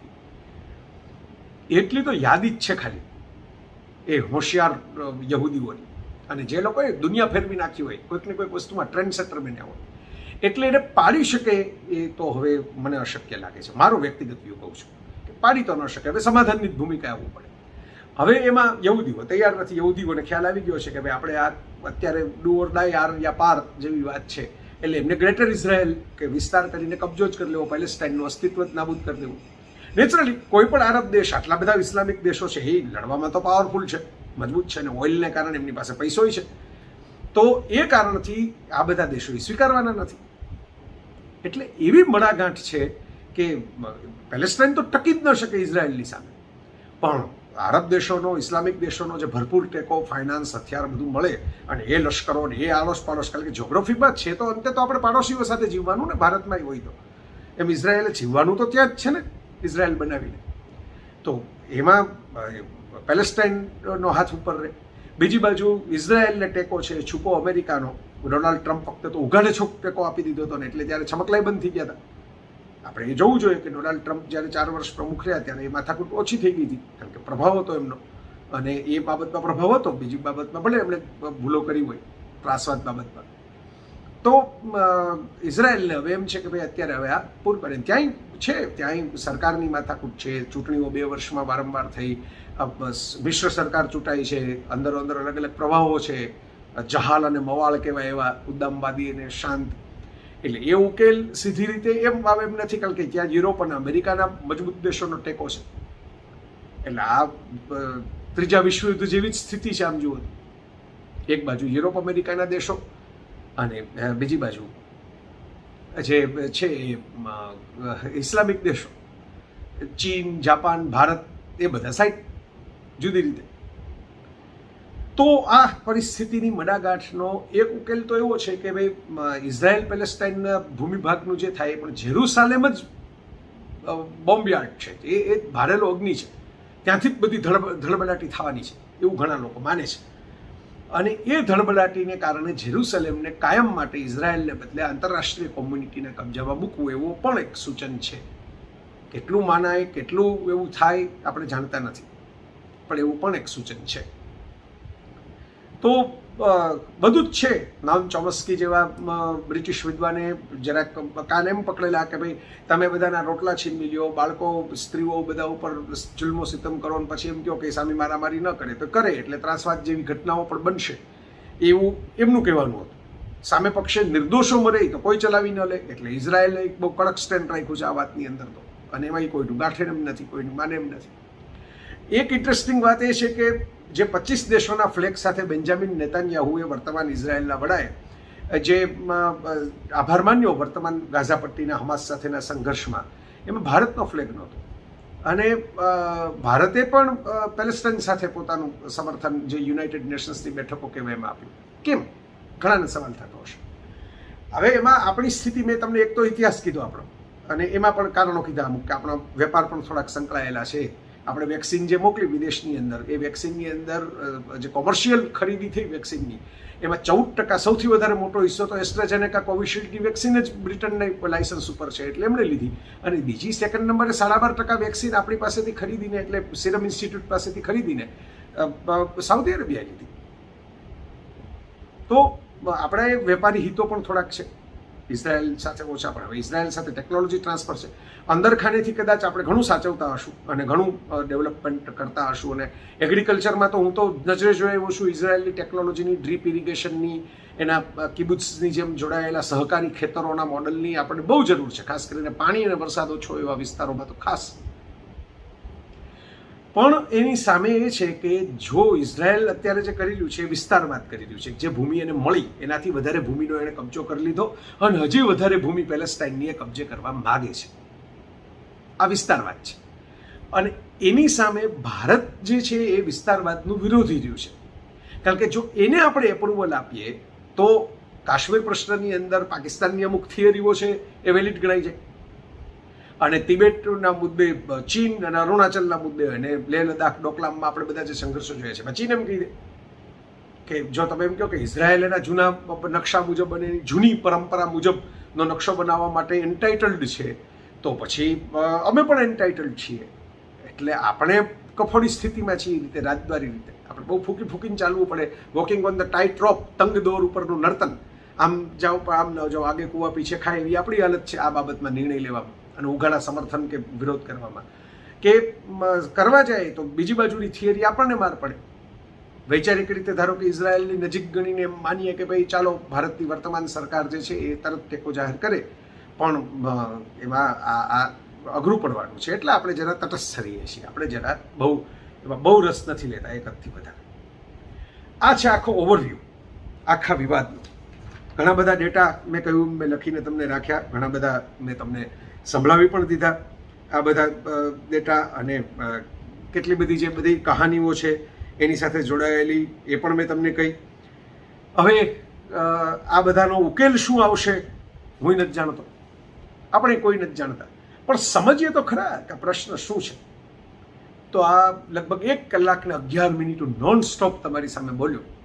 એકાદ બે તારીખો જોવા સિવાય, એકાદ બે નકશા મુજબના દેશના નામ જોવા સિવાય બધું જ હું તમારી સામે એમને જો આ કાગળ છે એ આટલું જ લખેલું હતું, બરાબર. એ તારીખો ને એ બધું મેં લખીને રાખ્યું હતું, દેશો કોળ્યા કોળ્યા નકશામાં છે ને એ બધું, બરાબર. હું બધું બોલી ગયો તમારી સામે, કારણ કે મને રસ છે. રસ શું છે? ઇઝરાયલમાં રસ છે, પેલેસ્ટાઇનમાં રસ છે. ત્યાં આપણે એક બે બધી એકઈ જગ્યાએ પ્રોપર્ટી નથી, કોઈ ઇન્વેસ્ટમેન્ટ નથી, કાંઈ કરવા જ નથી આપણને. કોઈ ત્યાં ઇસ્લામિક દેશોનું કોઈ સન્માન મળવાનું નથી, કોઈ ઇઝરાયલનું કોઈ એવું સન્માન મળવાનું. પણ મને જે રસ છે મિત્રો એ છે જ્ઞાનમાં, સાચી વિગતમાં. સત્ય સમજો તો ખરા, ઇતિહાસને તટસ્થ ભાવે જોતા તો શીખો. ભારતનું દર્શન કે છે, વિતરાગ દર્શન તો કરો, રાગ નહીં, વૈરાગ નહીં, વચ્ચે ઉભા રહ્યો. જે હું ઘણીવાર તુલાધાર સત્ય કહેતો હોઉં છું, જેને ગીતામાં સાક્ષી ભાવ કહેવામાં આવ્યો છે, એ ખાલી પેલા ધાર્મિક આધ્યાત્મિક એંગલથી જ નહીં, વાંચનમાં સમજવામાં પણ આ કોઈની ટીકા નહીં. આમાં દરેકના પક્ષે જે સત્ય હતું મેં તમારી સામે કહ્યું. ક્યાંક ઇસ્લામિક દેશો પાસે સત્ય છે, ક્યાંક યહૂદીઓ પાસે સત્ય છે, ક્યાંક ખ્રિસ્તીઓ પાસે સત્ય છે. ખ્રિસ્તીઓ તો હવે આમાં બહુ પાર્ટી રહ્યા નથી, પણ જીસસવાળી જગ્યા તો છે જ એમની. અને દરેકે ક્યાંક બ્રિટને ભૂલ કરી છે, ક્યાંક હમાસ પેલેસ્ટાઇન ત્રાસવાદીઓએ ભૂલ કરી છે, ક્યાંક યુ લોકોએ અમુક પ્રકારની જે શઠ વૃત્તિ કહેવાય, જે ચાલાકી કહેવાય એ પણ કરી છે. તો બધા એ પ્લસ પણ છે, બધાના માઇનસ પણ છે. આપણે તુલસી સંસાર મેં ભાત ભાત પે લોક કરીને બધાના કલર જોવાના છે, એટલું તો આપણે કરી શકીએ ને. આ મારું પેશન છે, નોલેજનું પેશન, જ્ઞાનનું પેશન. તમારા સુધી જ્ઞાન કંઈક સરસ રીતે પહોંચાડવું, કે ભેગું કરવું. કેટલી મહેનત પડે છે. હું તમને દિલ ખોલીને મિત્રો આ કહું છું, આંખમાં આંખ નાખીને તમારી સાથે વાત કરું છું. મહેનત પડે છે, મારા કલાકો નીકળી જાય છે. હું વાંચું, ચકાસું, મારી ભૂલ હોય તો કરેક્ટ કરું, ફરીથી વાંચું, એક રેફરન્સ વાંચું, બીજો રેફરન્સ વાંચું, એના માટે પૈસા ખર્ચીને પુસ્તકો મંગાવું. મારી મોટાભાગની આવક તો એમાં જ જતી રહે છે. પણ એ પાછું એમાંથી પસાર થાઉં, ડોક્યુમેન્ટરીઓ જોઉં, એમાંથી પસાર થાઉં, ફિલ્મો જોઉં, એમાંથી એક બે વસ્તુ મળે, પછી એને ચાવીને સુપાચ્ય બનાવું. આ બે આટલું કરવા માટે આમાંથી કેટલી ટેકનિકલ વિગતો વાંચી હોય છે, કાંઈ કામની જીવનભર ન આવે, ન કોઈ દી લખવામાં આવે, ન બોલવામાં આવે. અને એ કોળિયા હું પછી પક્ષી જેમ પોતાના માળામાં બચ્ચાને આપે એમ હું તમારી સામે રજૂ કરતો જાઉં કે જો હવે આ પ્લેનેટ જેવીના માધ્યમથી, કે ચાલો મારી કોલમના માધ્યમથી, મારા પુસ્તકના માધ્યમથી, મારા પ્રવચનોના માધ્યમથી, મારું મૂળ પેશન આ છે. નોલેજ સિકિંગ સોસાયટી ક્રિએટ કરો, ગ્લોબલ આઉટલુકવાળી સોસાયટી ક્રિએટ કરો, તો ભવિષ્યમાં સારા સાચા માણસો બનશે. અને જો સારા સાચા માણસો બનશે ને મિત્રો, તો ક્યારેક આ મડાગાંઠો ઉકેલાશે, આ હ્યુમન બિંગથી ઉકેલાશે, ઇન્સાનિયતથી ઉકેલાશે, આ લાગણીથી અને માનવતાથી ઉકેલાશે. કેવળ યુદ્ધોથી ઉકેલાવાનું હોત તો ક્યારનું ઉકેલાઈ ગયું હોત. કેવળ હિંસાથી ઉકેલાવાનું હોત, વિસ્તારથી, કુટિલતાથી, કૂટનીતિથી ઉકેલાવાનું હોત, ક્યારથી ઉકેલાઈ ગયું હોત. આ સાચા ધબકતા દિલથી ઉકેલાશે. અને એ નાગરિક કોણ તૈયાર કરશે? આપણી સ્કૂલોએ આ જવાબદારી તો નથી સંભાળતી. એ હું નાના પાયે મારી નાનકડા દીવડા પ્રગટાવીને કરું છું. એટલે આ ચેનલ છે, એટલે આ ખાલી પહેલાં તમે લાઈક કરો, ઉઘરાવવાનું મોટું ટોળું ભેગું થાય. હું તો ઘણી વખત સ્પષ્ટપણે રોકડા જવાબ આપીને 2-5 જણા નારાજ થઈને જતાય રહે છે. ઓછા થાય, પણ જે થાય એ મજબૂત હોવા જોઈએ. ભલે સસલાઓના ટોળા ભેગા નથી કરવા, સિંહણો હોવા જોઈએ ભેગા. તો મારા દોસ્તો, આ જો તમને યોગ્ય લાગે, આવું ઘણી વખત હું મૂકું છું. આવી રીતે ગાંધીજીની ભગતસિંહના વિવાદ વખતે પણ એક આખો વિડીયો બનાવીને મૂકેલો, ભવિષ્યમાં પણ મૂકતો જ રહીશ. તો આવા ઘણા વિડીયોઝ તમને જોવા મળશે. ઇલન મસ્ક ઉપરનો પણ છે, મધર્સ ડે કેવી રીતે ઉજવાય એનો પણ હમણાં મૂક્યો છે. તો દોસ્તો, આ સ્પેશિયલ બીજું કાંઈ નથી, કોઈ પૈસા ઉઘરાવતો નથી, તમે ફ્રી છે. પણ આ ચેનલને સબસ્ક્રાઈબ કરવાનું ભૂલતા નહીં. તમે જો ન જોડાયા હો તો જોડાયેલા રહેજો. એમાં સબસ્ક્રાઈબનું બટન લાલ અક્ષરનું છે, લખેલું સબસ્ક્રાઈબ છે, કોઈ પૈસા ભરવાના છે નહીં. અને ત્યાં બેલ આઇકોન આવશે, બેલ આઇકોન પ્રેસ કરીને ઓલનું બટન દબાવજો, એટલે તમને રેગ્યુલર નવા વિડીયો જો હું મૂકતો જાઉં એના નોટિફિકેશન મળે. મેં ખાલી જૂના પ્રવચનોના ટુકડા મૂકી દેવા, ખાલી માત્ર મોટિવેશનની જ વાતો કરી રાખવી એવું નથી રાખ્યું. આવી રીતે હું ઘણું બધું સ્પેશિયલ મહેનત કરીને, તમે દિવાળી ઉપર જોયું હશે એના વિડીયોઝ બધા, તમે ઉર્જા સિરીઝ જોઈ હશે નવરાત્રી ઉપર, તમે વેલેન્ટાઇન્સ ડેની આસપાસ વેલેન્ટાઇન વસંતોત્સવના બધા વિડીયોઝ જોજો. હજી તો આવી ઘણી કહાણીઓ લઈને હું તમારી સામે આવવાનો છું. તો દોસ્તો, બસ આવી રીતે સપોર્ટ કરતા રહેજો અને એક સરસ યાત્રા જે છે એમાં ભેગા ચાલતા રહેજો. ફરીથી મળીશું પ્લેનેટ જેવી ઉપર આવી જ કોઈક સરસ વાત સાથે.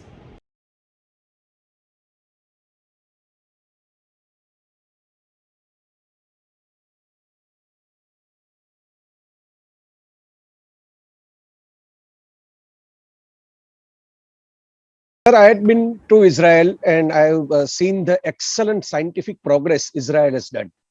So, in a way, I'm thinking and I want to ask a question that Hamas and such kind of radical jihadi Islamist group are always into conspiracy theory propaganda because they have not progressed in the way of education and science and the liberal thoughts.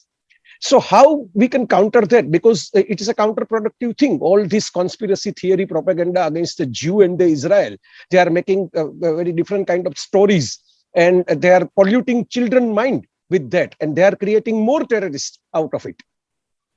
Yes, correct. The answer to that in one word is education. Unfortunately, Hamas and to an extent also in the Palestinian Authority in the West Bank, the Palestinians are manipulating children through the educational system and inciting them against Israel. Instead, to educate them for peace and peaceful solutions. They are coming up with all sorts of conspiracy theories, as you said, and more important, they are praising terrorists, what they call shaheeds, dying for the cause by murdering Israeli children in their homes or launching rockets on Israeli cities. In the textbooks of Palestinian schools, you can see that instead of sending them to summer camp to do some sports and dancing and art. They are training them to fight against Israel, how to shoot, how to stab, and all these terrible things. So these Palestinian children are brainwashed, and they are going to be the next generation of terrorists. And this is regrettable. We have raised this issue also with the United Nations.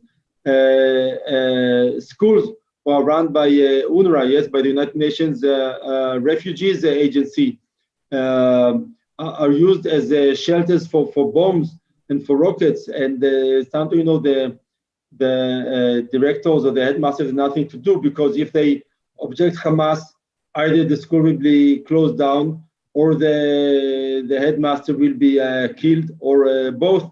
So they have to succumb to that. Again, don't believe me, check the information and the statement that UNRWA themselves had to admit that, yes, they are being used. And you can see the Palestinian textbook, you can see it's all written there, how they speak about Israel and about the Jews. And if you have ways to influence the Palestinian educational system, we'll be grateful.